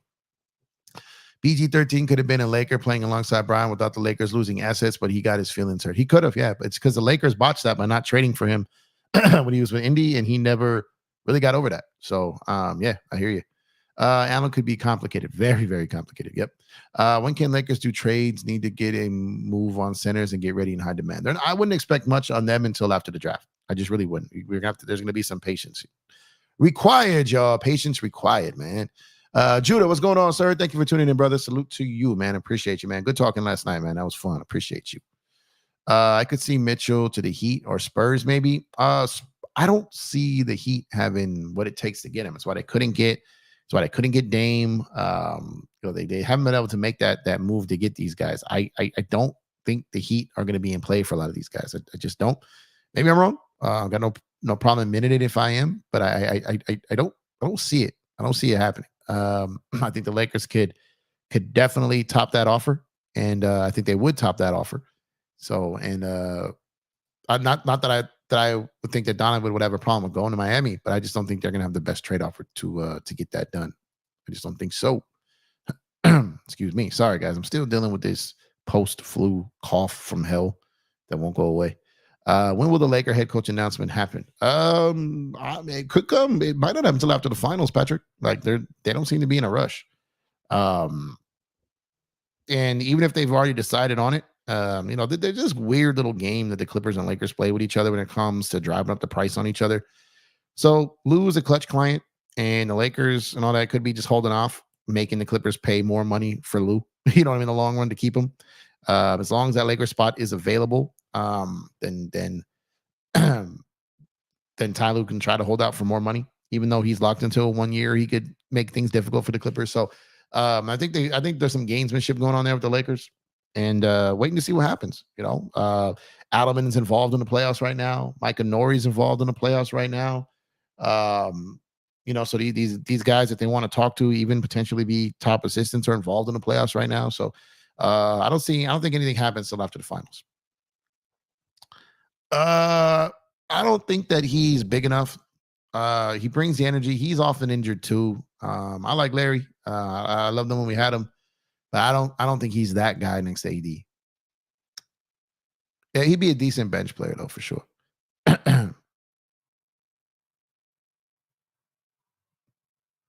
Yeah. And it could get to a point where Milwaukee does move him to Miami. Like that could be, because like he may just get to the point where he's like, man, I don't want to do this no more, man. Like I don't want to be in Milwaukee no more. It's cold over here, man. Come on, I'm freezing. I'm from Oakland, California. I lived in Portland. You sent me to Wisconsin? Man. Oh, we got a super chat in the building, man. What's up, sis? Thank you so much, man. We stack chips up in here, man. He said, hey, Jeff, the smartest Lakers fan alive. Hey, man, thank you for that. Appreciate you, man. I don't know if I'm the smartest Laker fan alive, man, but I appreciate you, man. I appreciate your continued support, man. I appreciate your support, your kind words all the time, man. And just thank you. Thank you for tuning in, man. Appreciate that compliment. I don't think I'm the smartest alive, but I'll take the compliment. Thank you so much. Thank you for tuning in. I appreciate you more than you know, holding it down in these Laker streets out there on social media and everywhere else, being out here, posted up here, defending Laker Nation, man. I appreciate you, Laker Nation. I appreciate you. Thank you so much. Not just for the super chat and not just for your words, but for being you. Thank you so much. I greatly appreciate you, sis. Yeah, thank you, man. That was a banger right there. I appreciate you. Did I miss one here? There we go. Could see Pistons moving Jalen Ivey. Yeah, I can see that too, for sure. Jaime Hero plus 3 firsts ain't enough. Feel like Jaime value is high. He's an amazing player. Yeah, he's solid, bro. He's solid. JJ Redick is also considered by other teams as a head coach. I guess he is not that bad of a head coach. He turned down. So I've heard that JJ has turned down college positions. I've heard that he basically turned down the Charlotte position. I heard like about a year ago that he turned down Boston. So like I said, so he's been kind of somewhat in demand, I guess you could say. But look, I can't predict the future, y'all, and I don't know what he'll be.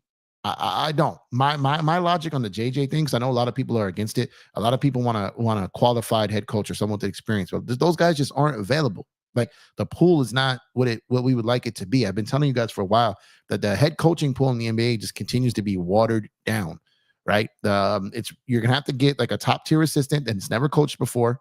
And there's a risk in that as well. Like I said, we've done that before with Darvin. We did that with Walton. It was both terrible. You know what I mean? It was terrible endings. And no matter what coach we get, if the organization doesn't get their ish together, then the problems are still going to persist, right?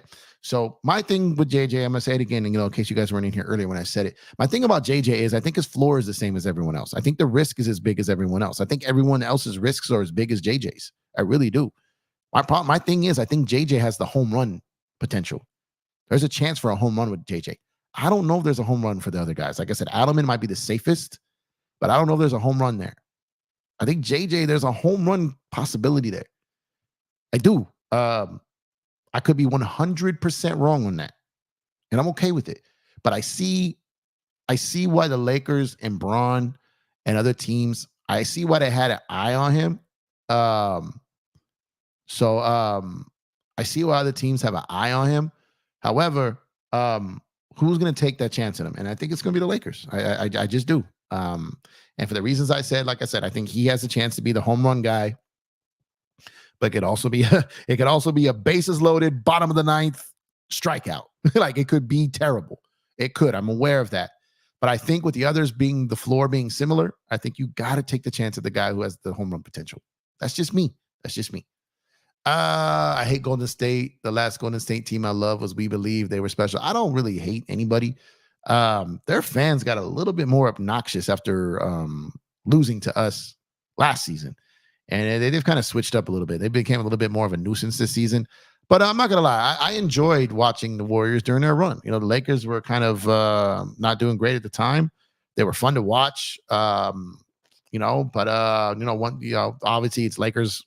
Shout out to my guy, Low Lakers over everything. But, I enjoyed watching that dynasty. Like it's part of history. I was happy to be able to watch and be part of that. But I definitely don't hate him though, but I get where you're coming from, man.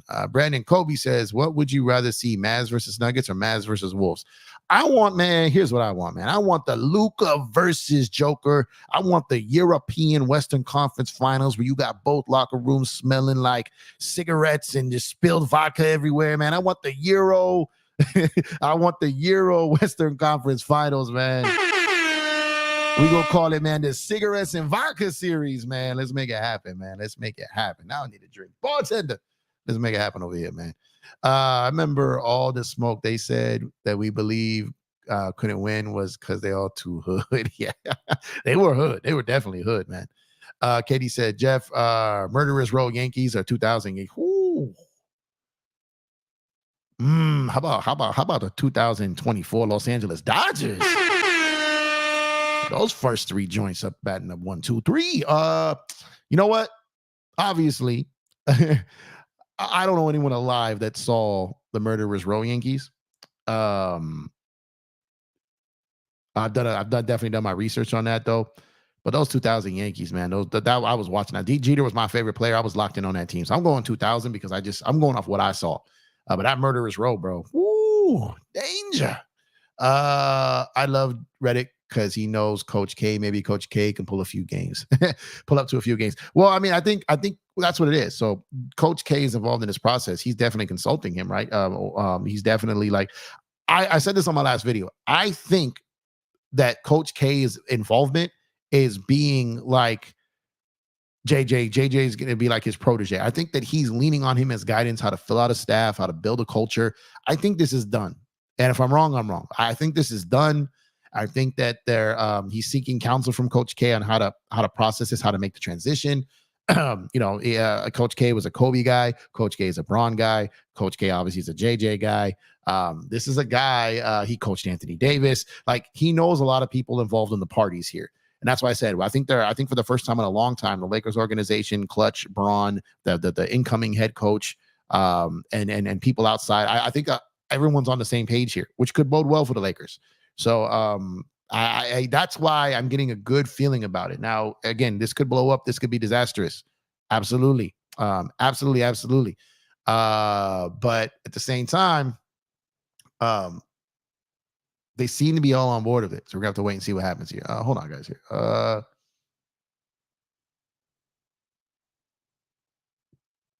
We got some promotion here. Yeah, Boston had an eye on him. He turned him down.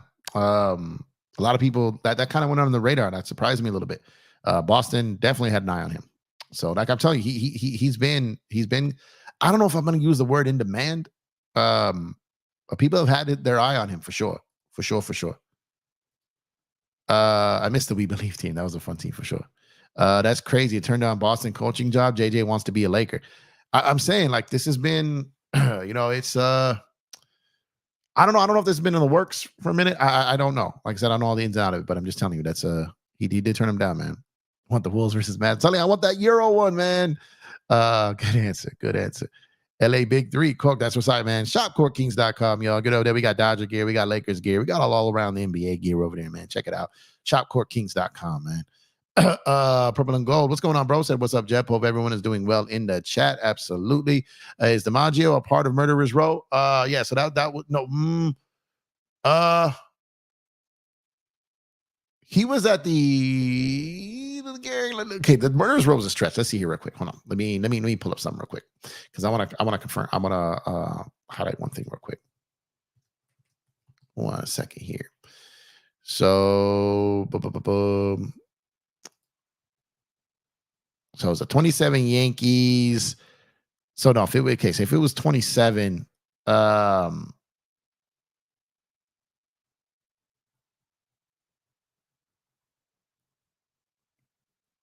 so no, he was not part of Murderer's Row.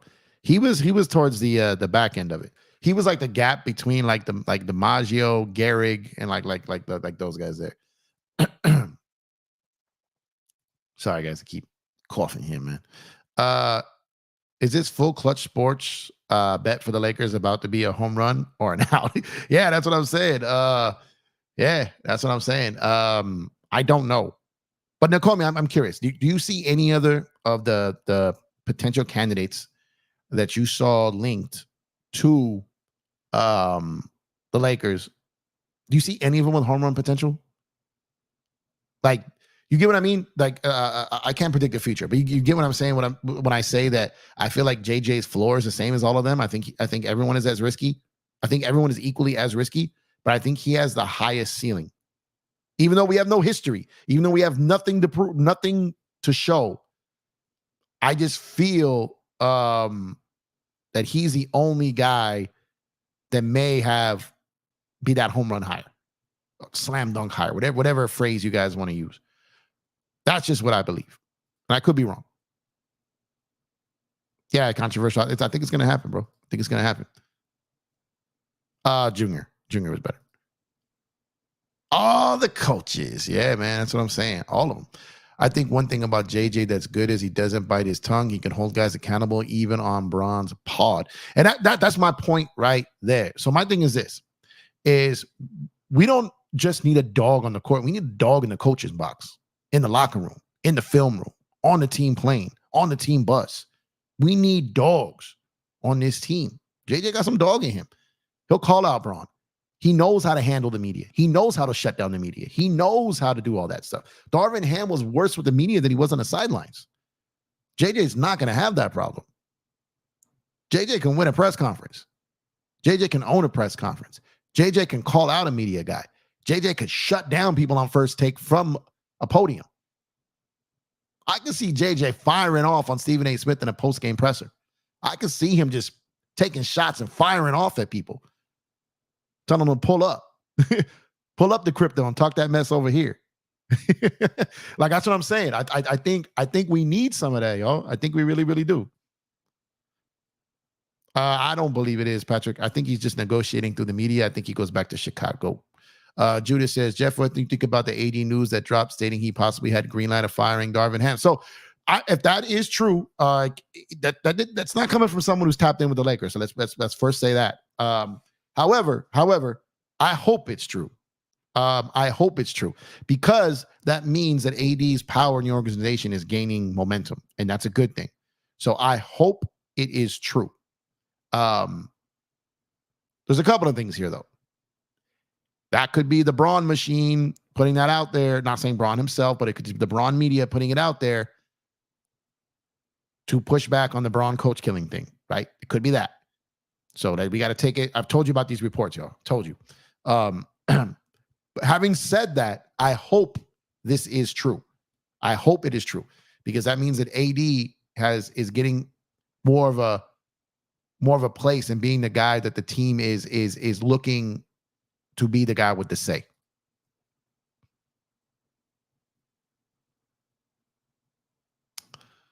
I mean, they're both a crapshoot, so I don't know. I don't know. All the coaches outside of Lou are gamble facts. Yeah. So I agree that you might as well swing away on JJ. That's what I'm saying. That's all I'm saying, Nakomi. By no way, I can't sit here and say, I told y'all he was great. Like, I can't say that. I won't say that a couple of years from now if he does end up being great. But I will tell you, I will say it, that he was the only guy I saw that had home run potential. And with that, I think you almost got to take a shot there. Chicks dig the long ball, man. You know what I mean? So, but what I'm saying is, the others, like I said, Adelman might be the safest. I don't know if that's a home run. I think JJ has as much risk as everyone else, even though he doesn't have the assistant coach experience. But I think he has the most home run potential, home run higher potential. Those 98 Yankees were my well, 98 Yankees got it done. We got to see if the Dodgers get it done, then they're up there, but it's too early to tell. If it's the Mavs versus Nuggets, who you got? Also, how many games do you think it gets done? Nuggets in 6. Sorry, we talk Mavs. Sorry, brothers. Sorry. I got Denver repeating, so I'm sticking with my pick. What would a package take for just Mitchell? Maybe we can do a Lakers, Cavs, Pels move and see if we can land Jonas instead. Well, that would be probably it's not going to happen, because that would be a signing train inward, which would then hard cap us, which means we'd have to be limited what we can bring in. Probably not going to happen. But as far as package just for Mitchell, it's probably Rui, Austin, 3 first unprotected picks, maybe JHS, and maybe a swap. Yeah, that's what I'm saying, Judah. Like I said, I could see him like saying, "Pull up, pull up, come sit courtside, talk this to my face." Like, I think it could bring a little bit of that. You know what? Am I tripping here? I think JJ has some of that Pat Riley nastiness in him. I think he has that F Boston stuff that he, I think he has that Pat Riley nastiness in him, y'all, man. I think he does. Am I wrong? I hope AD got that chump hand fire. Chris, I'm saying I hope that's true. Because that's only good for the Lakers if he's getting more power. If the Lakers don't hire JJ, I'm never listening to Woj. Woj is only as good as his information, y'all. Like, you got to understand that's why I will never be a newsbreaker, y'all. Like, even if someone is as great as Woj, who's the best that ever did it, you got people saying I'm not listening to him no more. You know what I mean? Like, nah, you're only as good as your information. You know what I mean? It's tough. Jeff, back in your coaching days, have you ever got frustrated in a referee's call that you wanted to throw a chair to the court? Allah Bob. Not yet, man. I've had some game changing, some season changing, some tournament changing calls, man. And I had to center myself because I'm an example for my other coaches and my players. I never got a tech, not one. I got a tech as a player, plenty, but I never got any as a coach. And so yeah, I've had to take some walks. I've had to calm down. I had to call my grandpa to calm me down. Like, I've had to have some assistants go talk to the refs on my behalf. Like, but yeah, I've had ones where we've lost tournament games in a championship game for bad calls. So it's all in the game, though, guys. I've been part of games where bad calls went my way and it hurt the other team. So that's what I'm saying. Like it typically evens out. I'm not a big anti-ref guy. Their job is hard, and they make mistakes, and it just is what it is. It's all in the game. And when it happens, sometimes it happens against teams who should have beat by 10 or more. So the fact that that call changed the game was more a reflection of how my team performed and how I coached that day versus the actual call. We had no business being in that spot in the game to begin with. So all these circumstances I take into account. And when I'm, trying not to lose my ish out there, but it gets frustrating though, for sure. The death fight over AD because AD said times guys don't know what they were doing. Ham said I disagree. So that was the final straw. Well, the funny thing was on that is like there was a lot of pushback coming back from that the Laker organization. I spoke on this, but people took my wording wrong on that. So I want to clarify that. I heard that the Lakers organization took that as a shot at Braun, and that's why they were upset. I'm not saying it was a shot at Braun. That's not what I'm saying. I'm saying the Laker organization initially took that as a shot at Braun, and that's why they were upset about him speaking on it. Was on another stream somewhere, and someone said, "Oh, you said he was taking a shot at Braun." I go, "No, I didn't say that. I didn't say that because I didn't take it as that." When I reached out and was trying to get feedback on that, I was like, "Man, so they're mad at him for calling out Ham," and they're like, "No, they thought he called out Braun." I was like, "Oh, that made sense to me. Why they were upset about it." but again, people got my kind of wording wrong there with that. Let's see. I don't think Bronny could be a Drew Holiday type guy one day. So I saw Drew play since middle school. Shout out to Campbell Hall. I watched him play in these Valley Classic tournaments over at Pierce College, man. That it was like a pogo stick, bro. That it was nuts. I saw this dude miss like a deep three, get under the rim and like a pogo tip dunk on his own missed three. It was ridiculous. Him and his brother played on the same team against my team. Plus we watched them play a lot in Campbell Hall. So I've watched Drew play for a long time. I've watched Bronny play. Sierra Canyon is 10 minutes from my house. So I've seen Bronny play. So I could see the style there. He definitely doesn't have Holiday was better at this point than Bronny is for sure. So he's got some work to do to catch up to where Drew was at this point.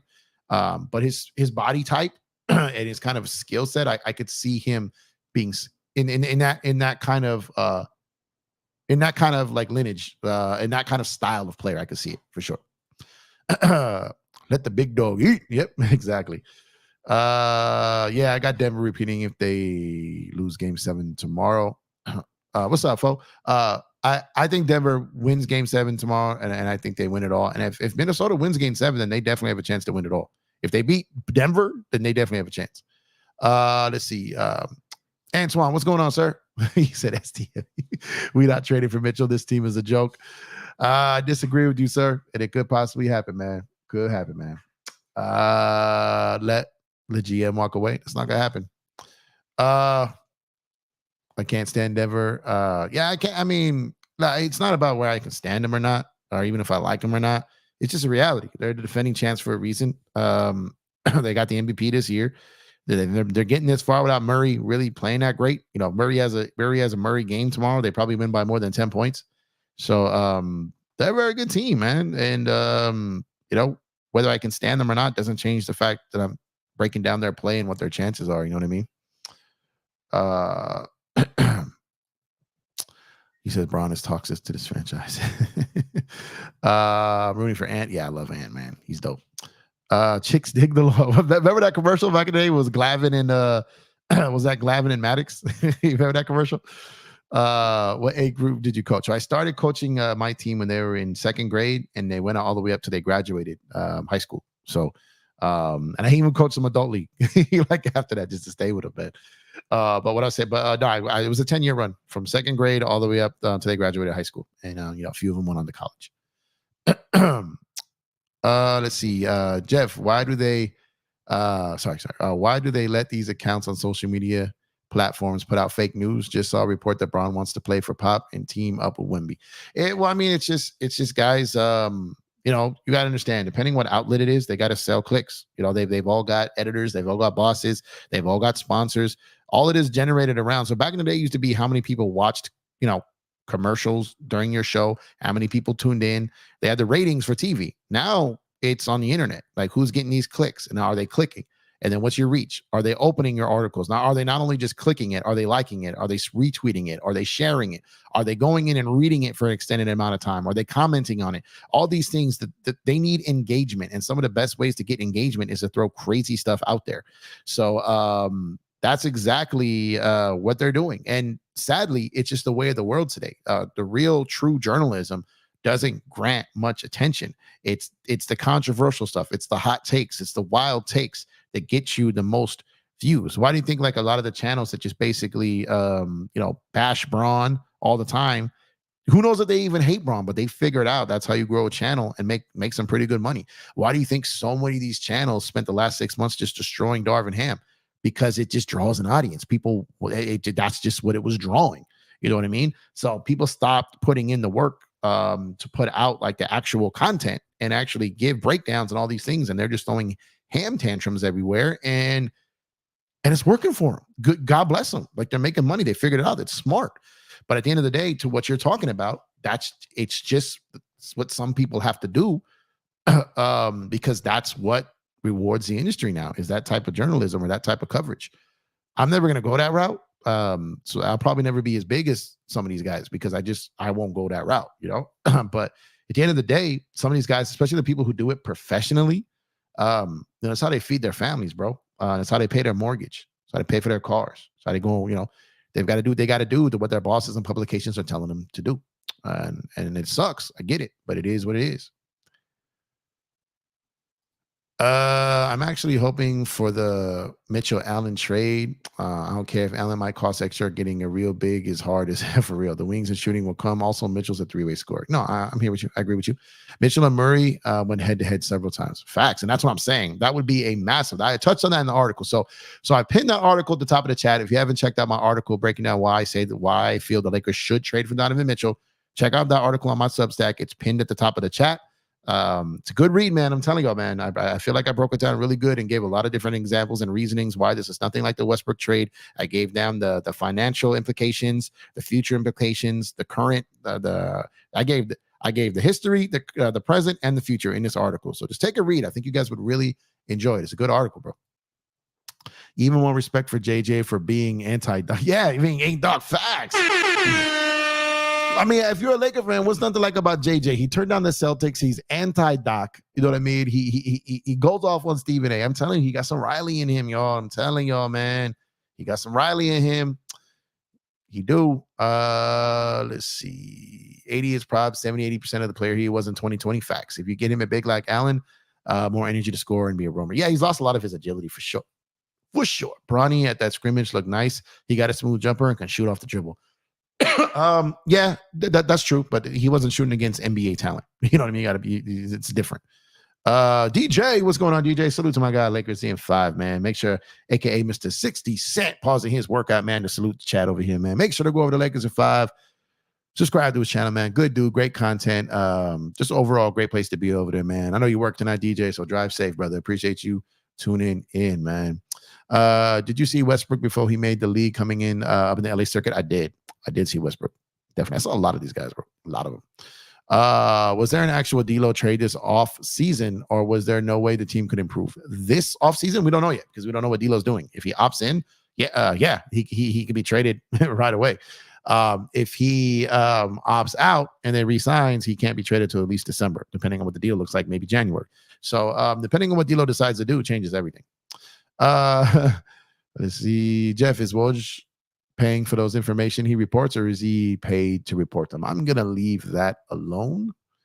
Who are we trading for Donovan Mitchell? So more than likely, it's going to be Rui. It's going to be Rui. It's going to be Austin Reeves, and it's going to be 3 unprotected first-round picks, potentially some swaps, and maybe even JHS. It's going to be expensive. So, but it's going to be somewhere in that realm of framework is where it's going to be for sure. But would you move D'Lo for Vooch? A lot of fans hate Vooch, counter Nikola. And I thought of that before. That's just a lot of money for another big. It's just, I don't think we can afford to pay that much for another big when we got a dominant big. We need a serviceable big. We don't need a $20-something million big. So with the DJ, man. Thoughts on Western Conference Finals? What team do you think has a better chance to beat Dallas, Wolves, or Denver. Don't want Dallas making the finals because of the Celtics probably win it all. I think that both teams have a chance to beat Dallas. I think whoever comes out of the Denver series tomorrow night is going to the finals. Like I said, I hate to say that to my We Talk Mavs guys. I want Luka in the finals. I want to see him on the biggest stage. I just don't think he's going to get there, man. Hey, DJ, what's going on, brother? Appreciate you, man. Man, thank you for your super chat, man. Salute, brother. Keep grinding and putting us up on game, homie. Appreciate you, homeboy, man. Thank you, man. Thank you for all the work and the grind that you put in, man. You one of the dudes that put me on in these YouTube streets. You wanted to do to show me the ropes. You're like a big brother to me in these YouTube streets, man. You've always held me down. You've always been a good friend, both on panels, off panels, in the back cave. You know, I could hit you on the text. I could call, like, you've always been good to me. So, you know what I'm saying? It's always just paying it forward. I hope I'm making you and everyone else that's, that believed in me early on proud. And man, thank you so much, man. You don't have to give me a super chat. I appreciate you, brother. Thank you so much, man. And make sure, again, I told you guys again, head on over to Lakers in 5, man. Great content, man. It's literally one of the first couple of places I got started on YouTube. So if you're a fan of mine, or like our chat, if you enjoy this community, a lot of my community comes from DJ's community. We're in the same community. So it's make sure to go over there. It's a great platform, man. DJ is very knowledgeable, and man, he's giving me a run for my money on the CBA stuff, man. I'm telling you, he's gonna take it over. He's gonna take the crown from me, man. Eventually, man. He's learning it. He's learning it. He's getting really good at the CBAs, which I love, because now we got more trusted people out here who know what they're talking about when it comes to the trades and financial implications and how the business of the NBA happens, and not just narratives. You know what I mean, man? Them narratives, though. DJ, top tier over there. Head over to Lakers in 5, man. Appreciate you, brother. Thank you. Any chance we can sign and trade D'Lo for DeRozan? Yes, but that causes some issues too. So it's a yes, but it doesn't come without some complications. So, but it is yes. I feel like Hawks' situation got worse after they got the first round pick, because they already expensive. Now they got to pay first round pick money. If there was ever a draft where you did not want the first round pick, right? It's just crazy. Yeah, no, I agree. I hear you, man. I hear you. Let's see. Stop giving away young talents for the present. You're not a real fan if you think big three is an answer and risk future draft picks. I don't necessarily think that. See, I like Mitchell a lot, but Mitchell's not a superstar. He's definitely like a perennial all-star type. So for me, I would never do it for like a guy making like a Zach LaVine money, like $45-50 million guy. I would never do a deal like that Westbrook one again. But considering what Mitchell's making at about 35 mil, like, so that's 12 less than what we got Russell for. LaVine's gonna be making 50, 55, 60, whatever $1 million, right? So for his price tag, you have to know the CBA to see the value in that. And I think that like I said, read that article, dude. Read the article, bro. Like, I think it's I gave plenty of explanations as to why I think that trade could work. And like I said, in reality, now the picks are one thing. I totally understand that. I get the risk in that. I get the price. I understand it. But I don't think there was a team in the league that wouldn't trade Rui and Reeves for Donovan Mitchell. I don't think there's a team in the league that would turn that down. So the Lakers, if Cleveland's open to doing that trade, I think you have to do it. Let's see. No, I mean, I hear you and I respect your opinion. But the reality is, it's just not going to happen, Antoine. It's not going to happen. I've been there myself, but the Lakers are married to LeBron James, and LeBron James is married to the Lakers. So he's going to be here. The reality is, it's probably going to be at least 2 more years, maybe 3. It just is what it is. He's staying. If we get Mitchell, we need a big guard next to him, not another Mitchell. I hear you. Hey,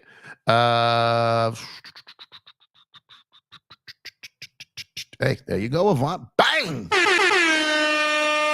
Talk to him. You're right.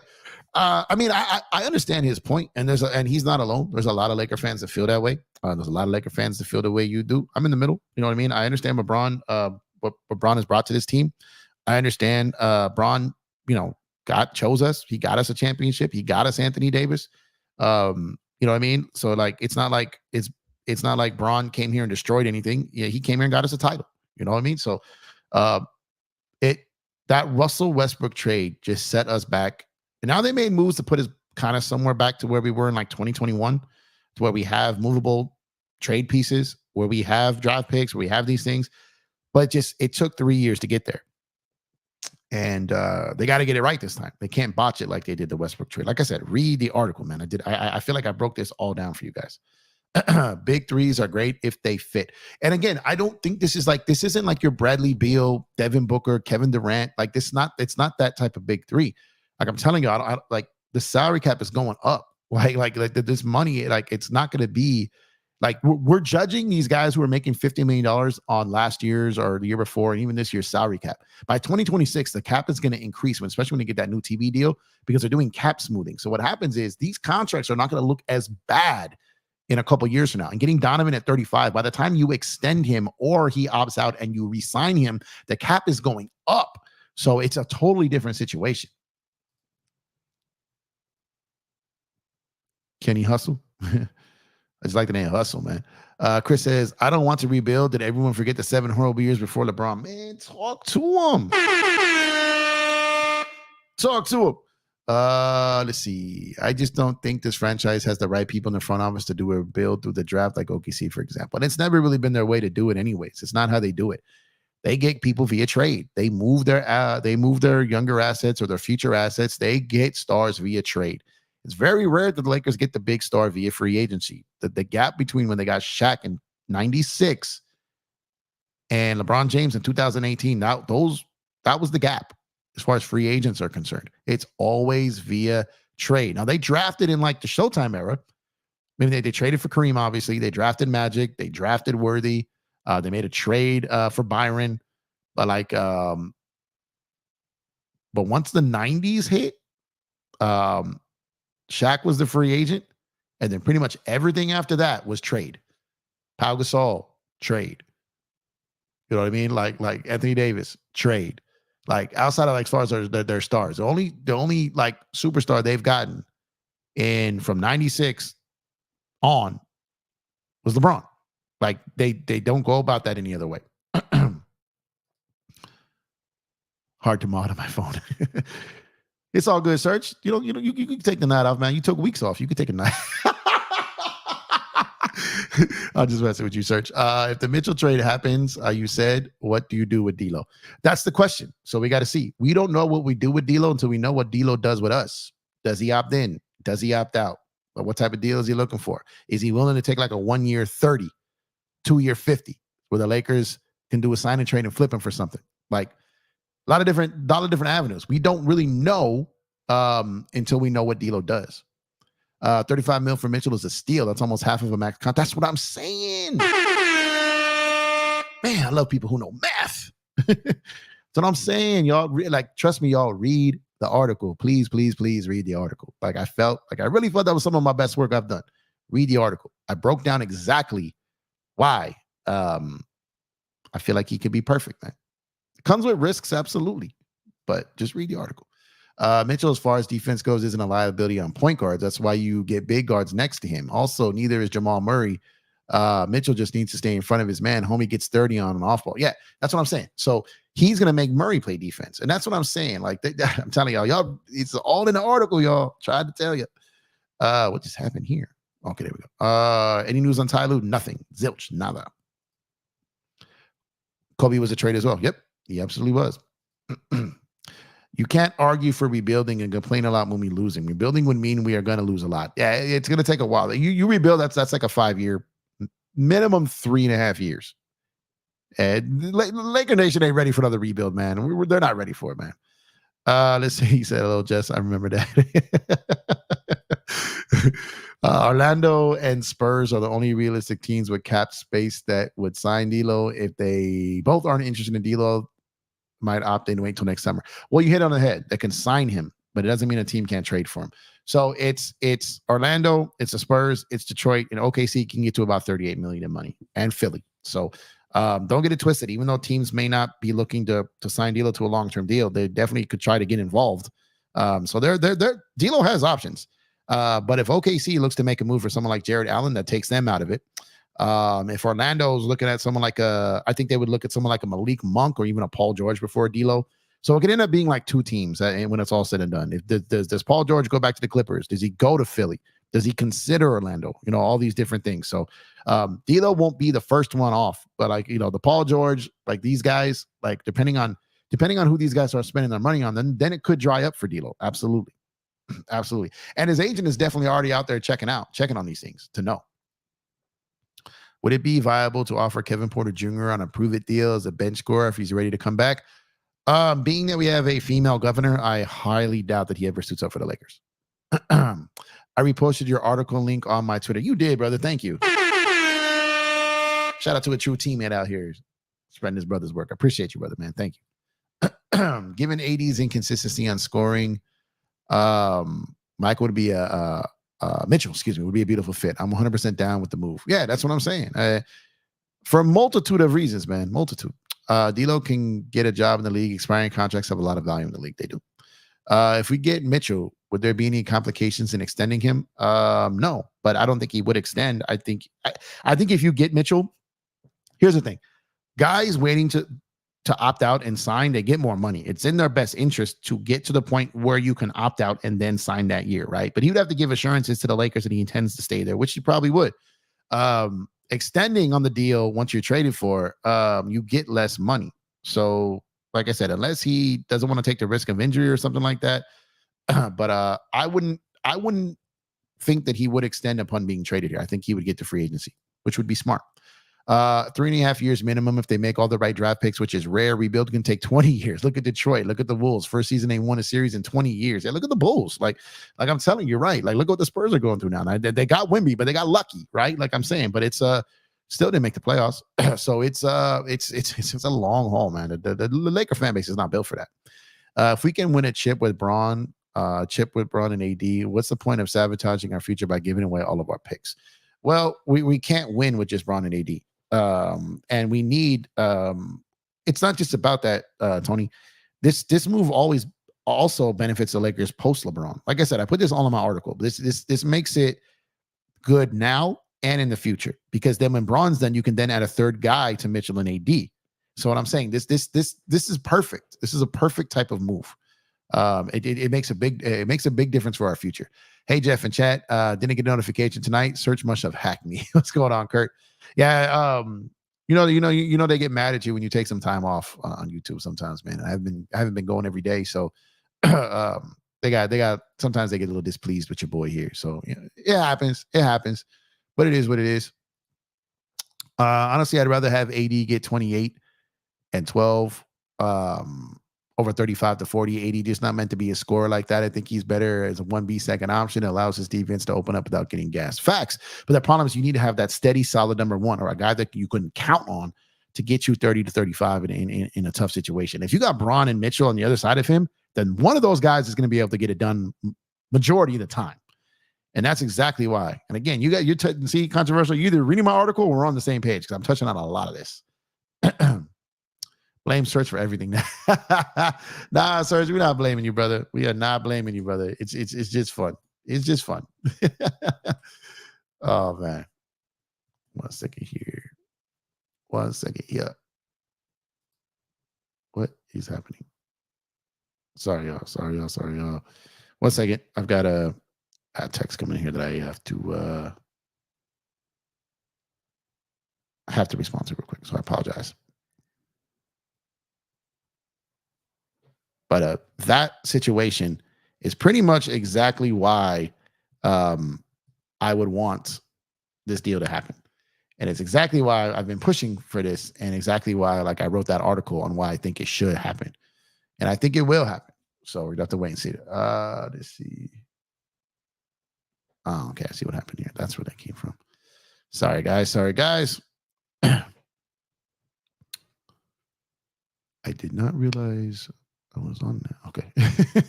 What just happened here? A lot of things going on. Let's see. Lucky's doing great, man. He had himself a good day, man. I gotta put that picture. This dude, my God. For those who are on my IG at Empire Jeff, on IG, I posted on my story. This dude laid out on his little mini couch with his sunglasses on, like just living up the life. I don't know who this dude thinks he is.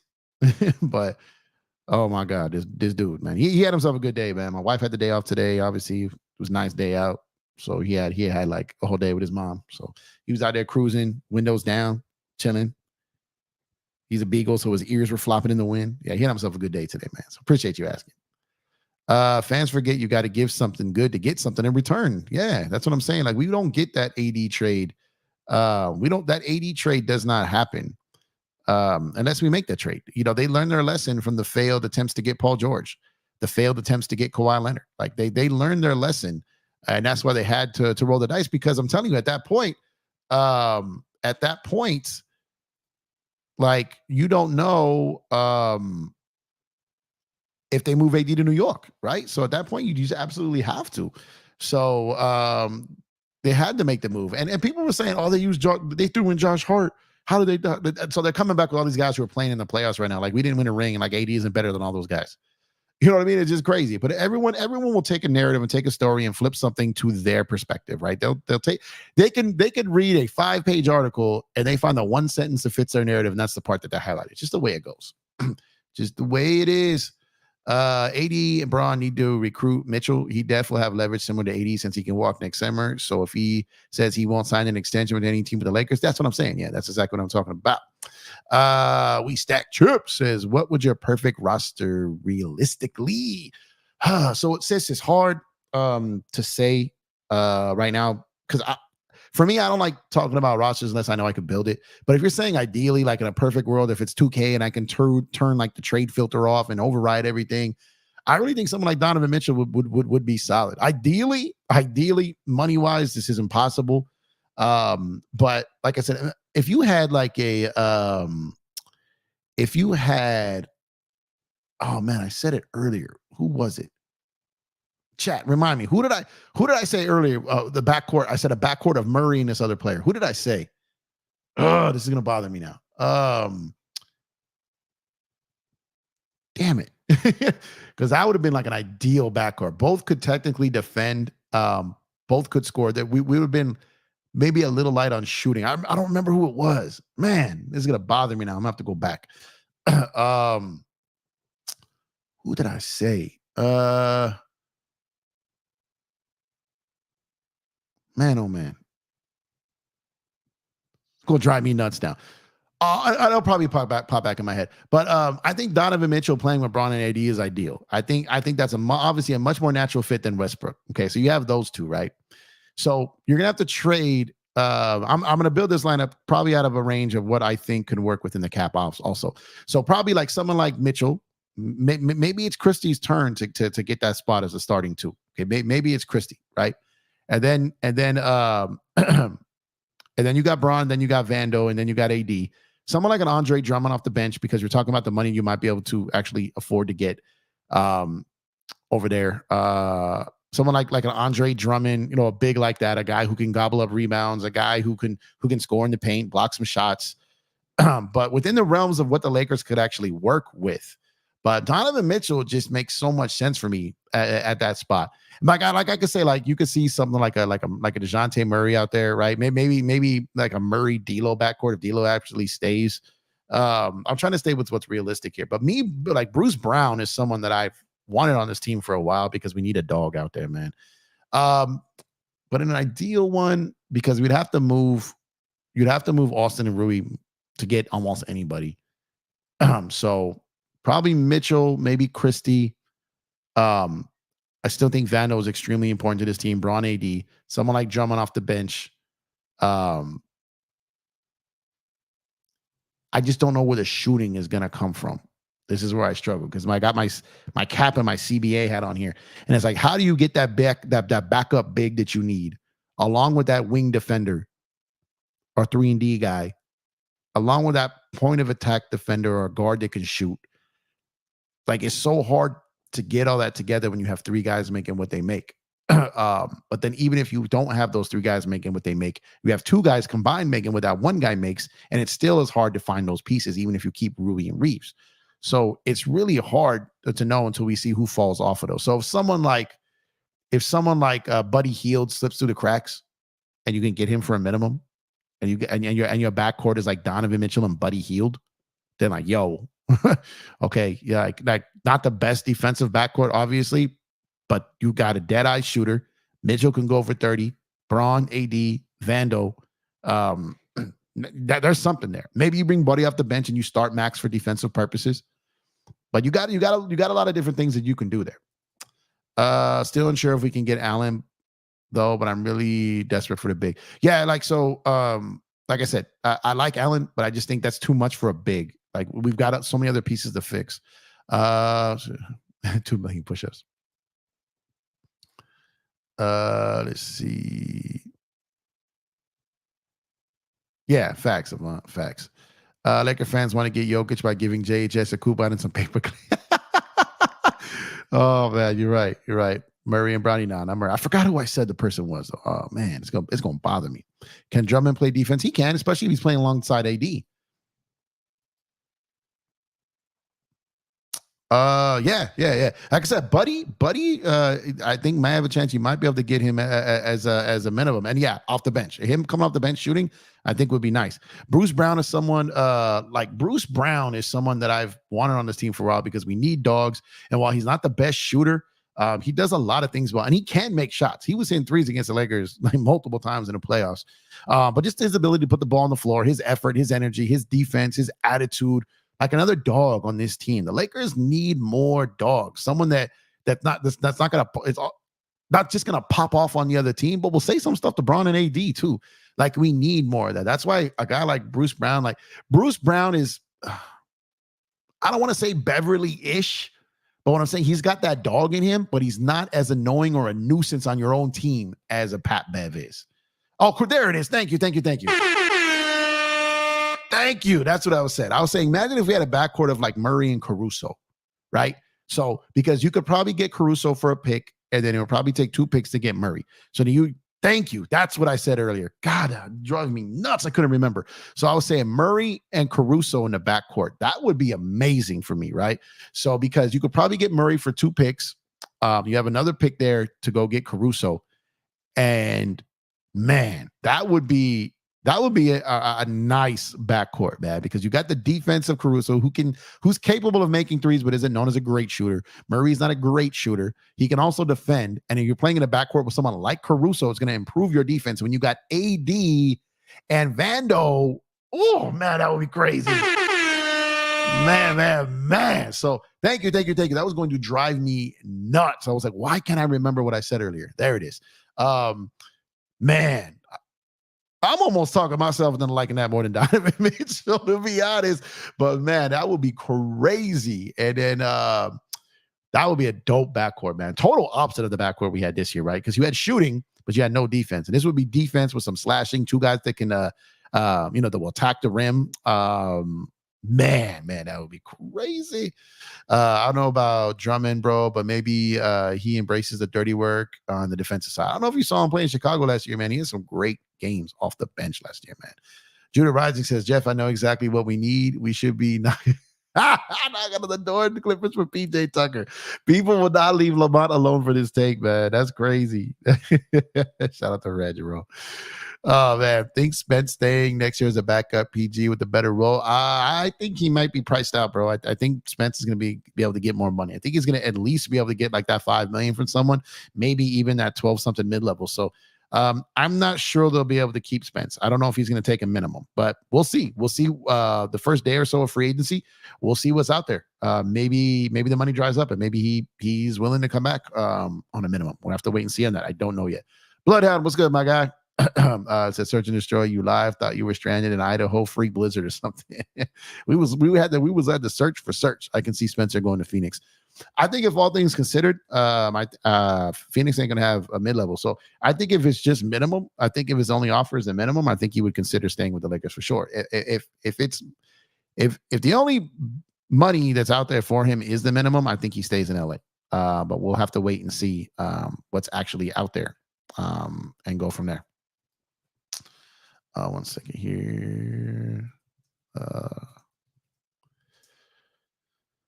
Boom. Okay. StreamYard has some stuff doing thing here. Jeff, how about taking a flyer on Kenya Martin Jr.? And I know people are bringing it up, but like I said, our governor is a female. I don't think that's going to happen. I just don't think it's going to happen. Current situation. Search is out and about in some dirt somewhere, man. He is some dirt. I think I would prefer Goga from Orlando as a backup, but he's 24. Had a good year. Yeah. He's going to command some money, like I said. But there's only like when these slots start drying up, man. It's hard to tell. Oh, sorry. Did I wait? Did I read it wrong, or did you say it wrong the first time? Kenyon Martin Jr. Okay, sorry. Someone earlier said Kevin Porter Jr. My fault. Yeah, he might be someone to look at for a minimum. I don't know what happens with him. I still don't see him with a role. He's coming off back surgery. I feel bad for JHS. JHS just may need to change the scenery at this point. I feel like a lot of fans gave up on him already.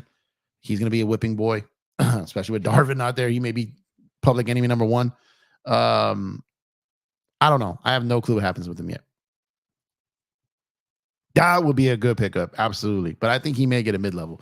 But I could see him going back to the Clippers if it's minimum. I know he had a rough year with the Clippers, not this season, but the season before. But he was playing well. He was getting minutes, and I could see a potential return there if it's for a minimum.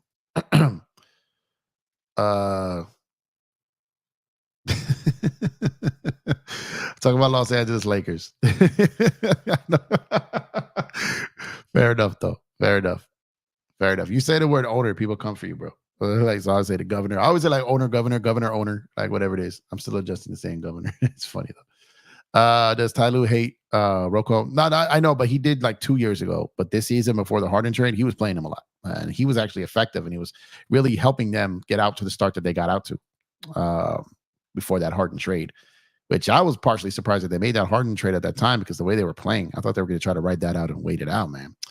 But come on, y'all, man. I need some help here, man. We need some likes on the video, bro. Need some likes on the video. 42 likes on the video. If you haven't dropped the like on the video, please do so, man. Ron, help me out, brother. Acknowledge me, please. Come on, man. Drop a like on the video. It's free. If you have not done so already, please subscribe to the channel. Like I said, about 30% of the people in here every night are here every night, but have yet to subscribe for it. Subscribe to the channel. Yeah, I know those people here creeping on the low don't want me to know they're here, so they're under a middle name, but it don't matter. Just subscribe anyways, man. You're here every night. So appreciate y'all tuning in, man. Drop a like on the video. Subscribe to the channel if you have not done so already. I greatly appreciate y'all, man. My brother Rel, what's good, my guy? I know you're going wild tonight, man. Shout out to the Mavs. Shout out to my guys. We Talk Mavs over there, man. Great game tonight, Rel. I'm going to rewatch your guys' live. I went live a little bit before you guys, so I wasn't able to catch it. I apologize. But I will definitely pull up. And I was talking about you guys earlier. Like I said, pulling for y'all, man. I want that Euro Western Conference Finals, man. I want Luka versus Joker. I want the locker room smelling like cigarettes and spilled vodka in there, man. We want that Euro Western Conference Finals, man. I want to see Luka under the brightest lights. So shout out to y'all, man. Great win tonight. That was incredible. I know you guys were happy. I was on your guys' playback over there, supporting y'all over there, watching the game through your playback. So shout out to you guys. Man, I know you guys had some fun on your stream tonight, man. And yo, I was told, let's go, man. That's just dope. Harden trade was dumb. Yeah, that never made sense to me, man. Get them likes up. Absolutely. Thank you, brother. Appreciate you, man. They got rid of everything for Harden, only to win one more game to playoffs in last year. Facts. He said, my bad, Brody. I figured he was talking about the Playboy. No, you good. That was funny. You had me when you said that the first time. I was like, I see what you're doing here. It's all good, man. It's a fun place to be. You know what it is, man. 30% not liking. I hate you. Yeah, it's crazy. Some weird people out here, man. Rob probably wants more athletic players on the team. We should always want some athletic players on the team for sure, man. Yeah, you just finished. Yeah, definitely go check it out, real. And you guys go check it out too. Like I said, head over to We Talk Mavs, man.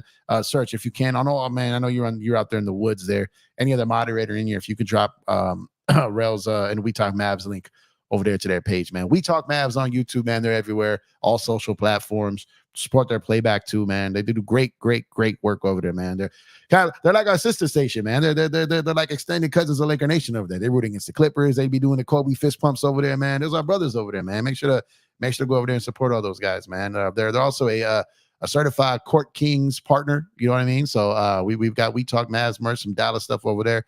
True partners over there, man. So appreciate them. Really good people over there, man.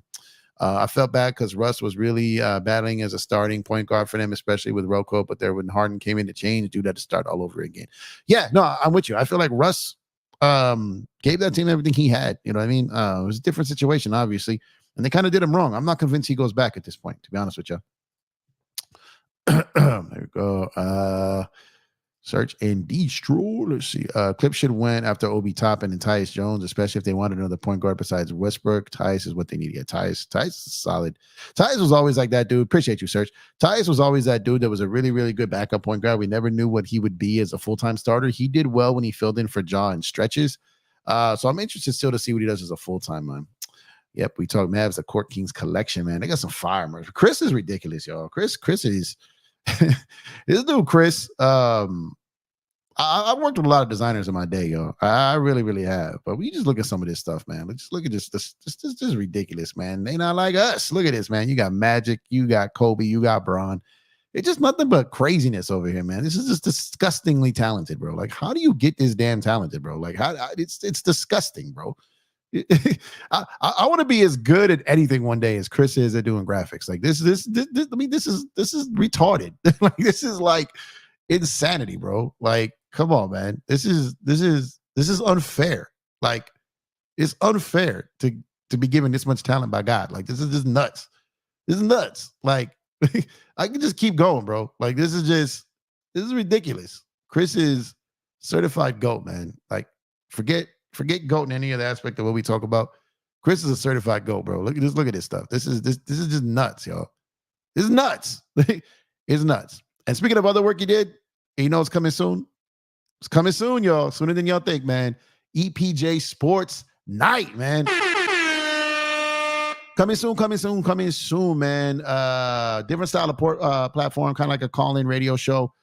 Different segments, different guests, little quick hitting, have people on for like 5 to 10 minutes at a time, and then call-ins from people in the chat and social media, all these different things. A little different than your regular Empire Jeff TV. You know, I don't typically do panels and stuff like that, but it'll be a little different. And I've also got another segment I'm working on. It's gonna be a fun summer, man. It's gonna be a fun summer by EPJ Sports Night. Another killer graphic Chris threw out here, man. Y'all see the Empire Jeff TV with those NBA on NBC vibes. Then we got those NBA Inside Stuff vibes with the EPJ Sports Night over there, man. So shout out to my brother Chris, man. Just absolutely ridiculous with the work that he does, man. He's just nuts, bro. He's just nuts. He's just nuts. How do you think the role change affected Russ's game? A lot, because I think Russ sacrificed a lot to go there. He changed. He was doing everything right, and it still didn't work out. You know what I mean? It's got to be frustrating for him, man. Any player you think Thunder might not be able to keep, they're on a small contract, would love. I wanted Isaiah Joe this past summer. Everyone who watched the channel heard me mention him all the time. I thought we might have had a chance to get him, but it didn't work out, man. Yeah, man. Shout out to Chris, man. For real. Chris is not human, y'all. He's not human. Underrated point guard of the 2000s. B. Diddy Davis. Sadly, his career fell off when he went to the Clippers. But dude, ball, yeah, man. I remember watching him. I remember watching him in high school. I remember watching him in college at UCLA. Yeah, the dude was nasty, man. Nasty. For sure. Yeah. You guys are definitely pulling up for sure. You guys are gonna be one of the first. Absolutely, man. You guys are gonna be a mainstay, man. Whatever you want. Like, you guys are gonna be on whatever you want, man. You know me. I love being around great basketball minds, man. So I like talking with people I learn from as well. You know what I mean? So you guys are right there. So you guys for sure. Shout out to Rel and King over there. We talk Mavs, man, for sure. Finally, Sports Night. Yeah, man, it's coming sooner than y'all think, man. Be ready. I got a new beat. Y'all want to hear it? Y'all want to hear the quick little the new beat for EPJ Sports Night? Let me know. Let me get fire emojis in the chat if you want a quick sneak peek of the new beat. Y'all heard? Y'all know the NBA one. Y'all know the ones I do for the Dodgers. I got a different beat for EPJ Sports Night. So we get a bunch of fire emojis in the chat. I'll let y'all hear it.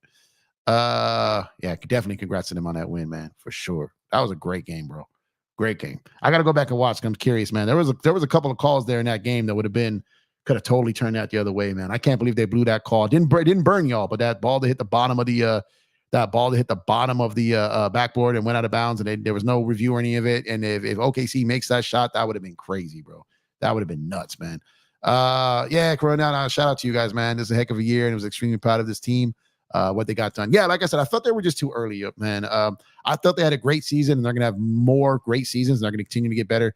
They never really felt like a true number one seed, right? But they earned it. They got the number one seed. I think they went as far as they could, and the future's bright for them for sure. All right, we got some. We all right. Let's see. We got some fires in the chat. So let's give y'all a quick hitter here. This is what what it's gonna look. This is what this will be the new intro video to EPJ Sports Night. Let's get it.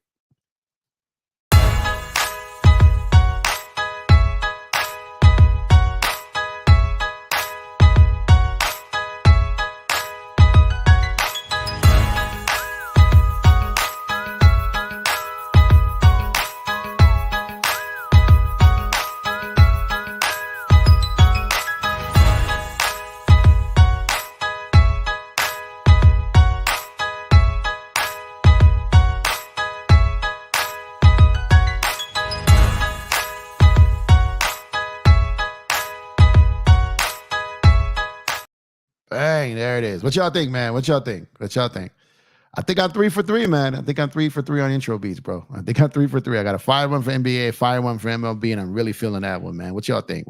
Say, see the fire emojis here? Looks like y'all rocking with it, man. Looks like y'all rocking with it, man. Get a little West Coast vibe there. Definitely think y'all gonna rock with that. I wasn't gonna show y'all that. I was gonna wait till I actually launched it, but but I'm glad y'all guys liked it, man. Appreciate y'all, man. Let's see. I'm extremely proud. Yeah, you should be proud. It was a great season, man. I'm a huge fan of Matt Barnes. Him, Barkley transitioned better in their post careers. Crazy as it sounds. Yeah, crazy, right? Opposite of fire. All right, cool. Y'all rocking with it. Cool, man. Appreciate you, Serge. Appreciate you. Yeah, stream's still going on, man. I'm chilling, man. Appreciate you, Chris. Y'all gonna play the whole thing, man. I'm not gonna. Appreciate you, bro. Appreciate you, man. Fire, bro. Just one add-on should be the Court Kings ad video. Oh yeah. So I gotta. We're working on that, bro. I got a couple different things. I actually gotta call you, DJ. I'm gonna call you. You're right. That Court Kings video is sick. So the one that DJ plays on his channel, man. I was watching that last night on his panel. Man, that is nuts, bro. And that was all DJ, man. DJ got that done on the love, man. That's just shout out to DJ, bro. Fire. We're working on that, DJ. I'm gonna call you. We're working on some stuff. But yeah, definitely gonna work. I got some things planned for this show. I'll talk to you off the air. For EPJ Sports Night, I've got some things. I think as that show grows, I've got a lot of plans for that one because I want that to be nightly. I've got a lot of plans. I'm gonna have a lot of people in the community involved. I'm gonna have people from other teams' communities involved. There's gonna be a lot of stuff going on. NBA, MLB, NFL. I got some soccer people like boxing. Like it's gonna be something. I'm locked in on this, and it's gonna be. I think you guys are gonna really enjoy it.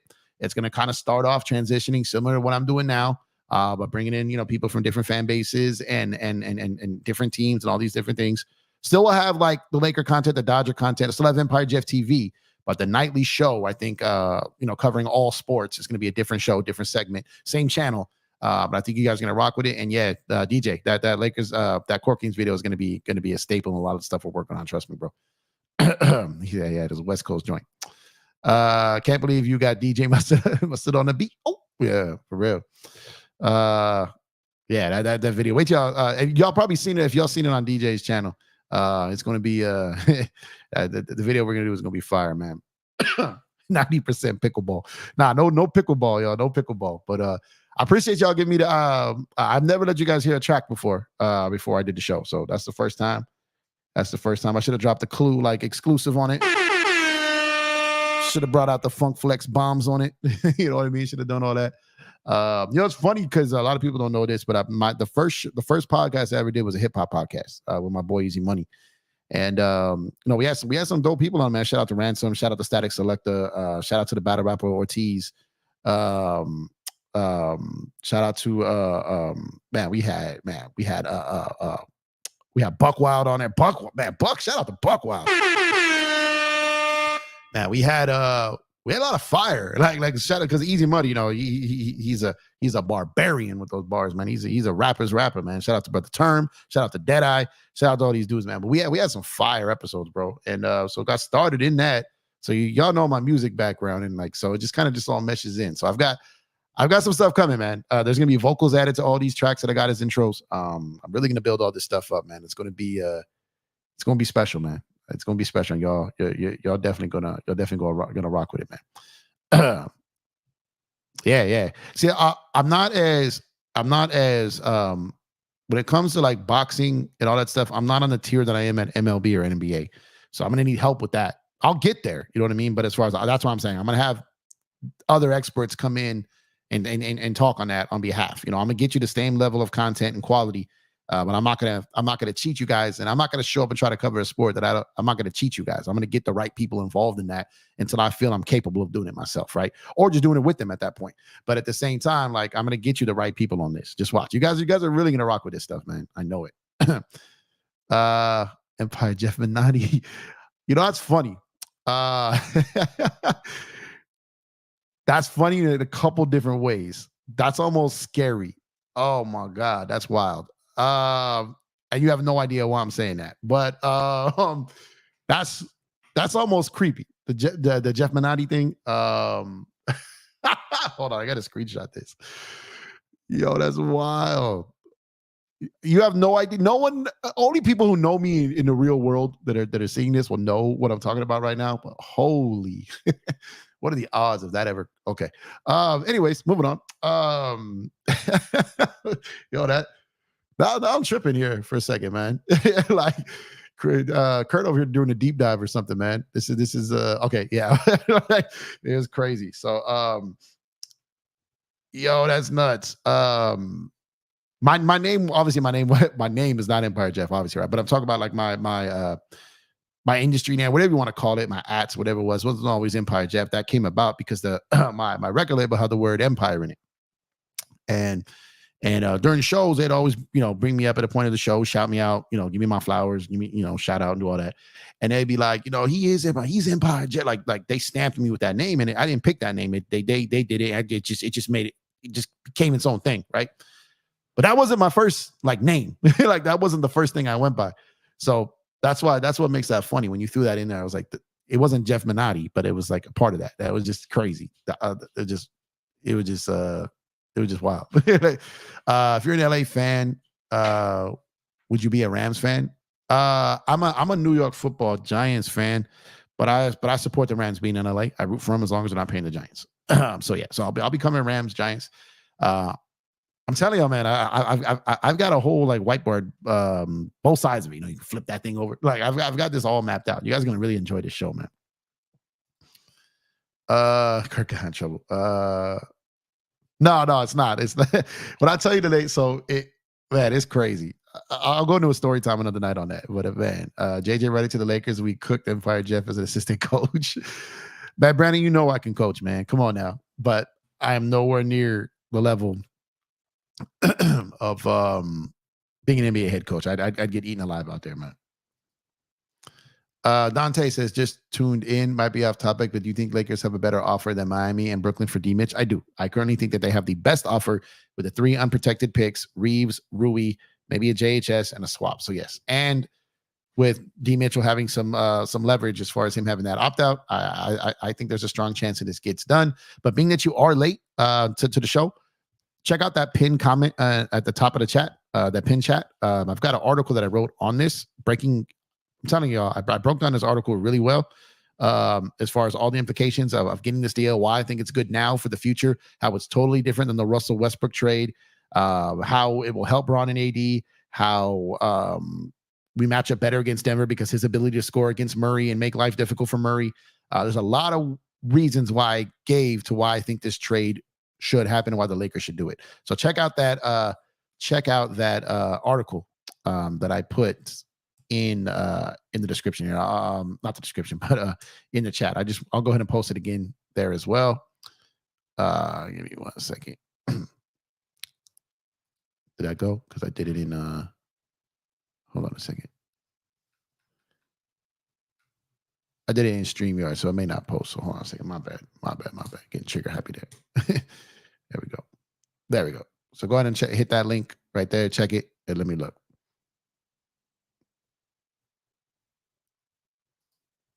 Back on double secret probation.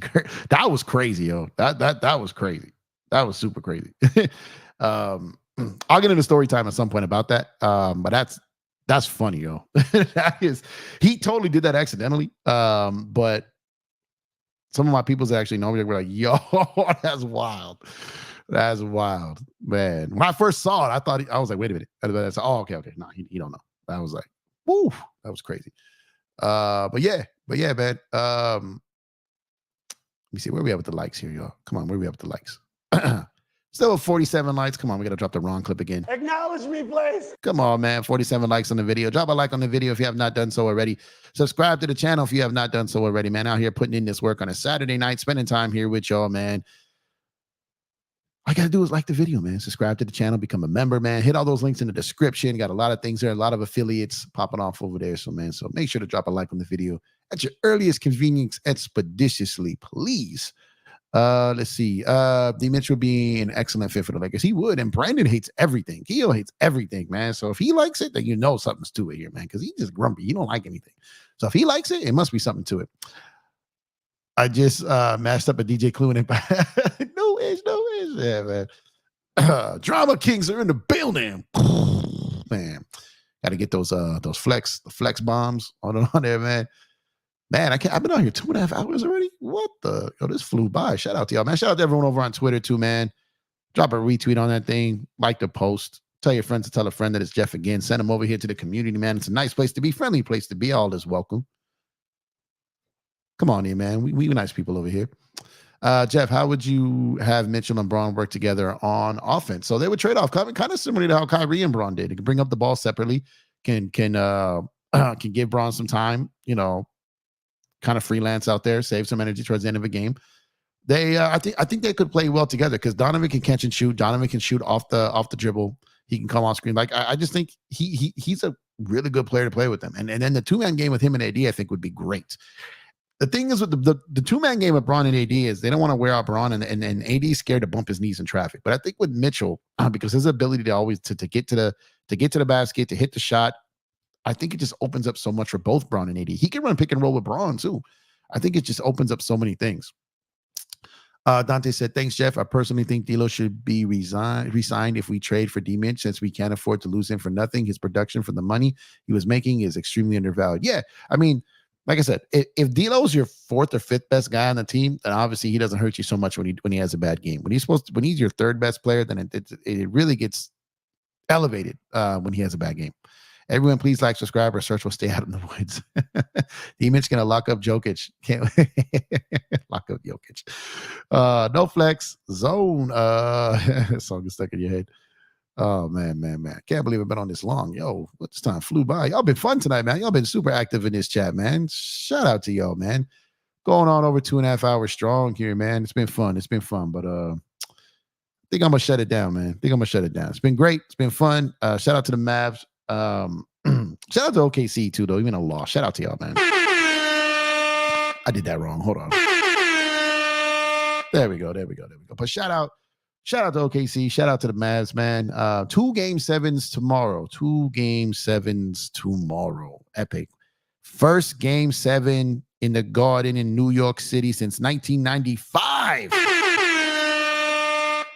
Can't wait for that. So it's going to be good, man. Like I said, 2.5 hours in here, so I appreciate y'all. Y'all can be anywhere in the world, but y'all here with me. I appreciate that. So y'all have a good rest of what's left of your Saturday night on the West Coast, the final 10 minutes of your Saturday night.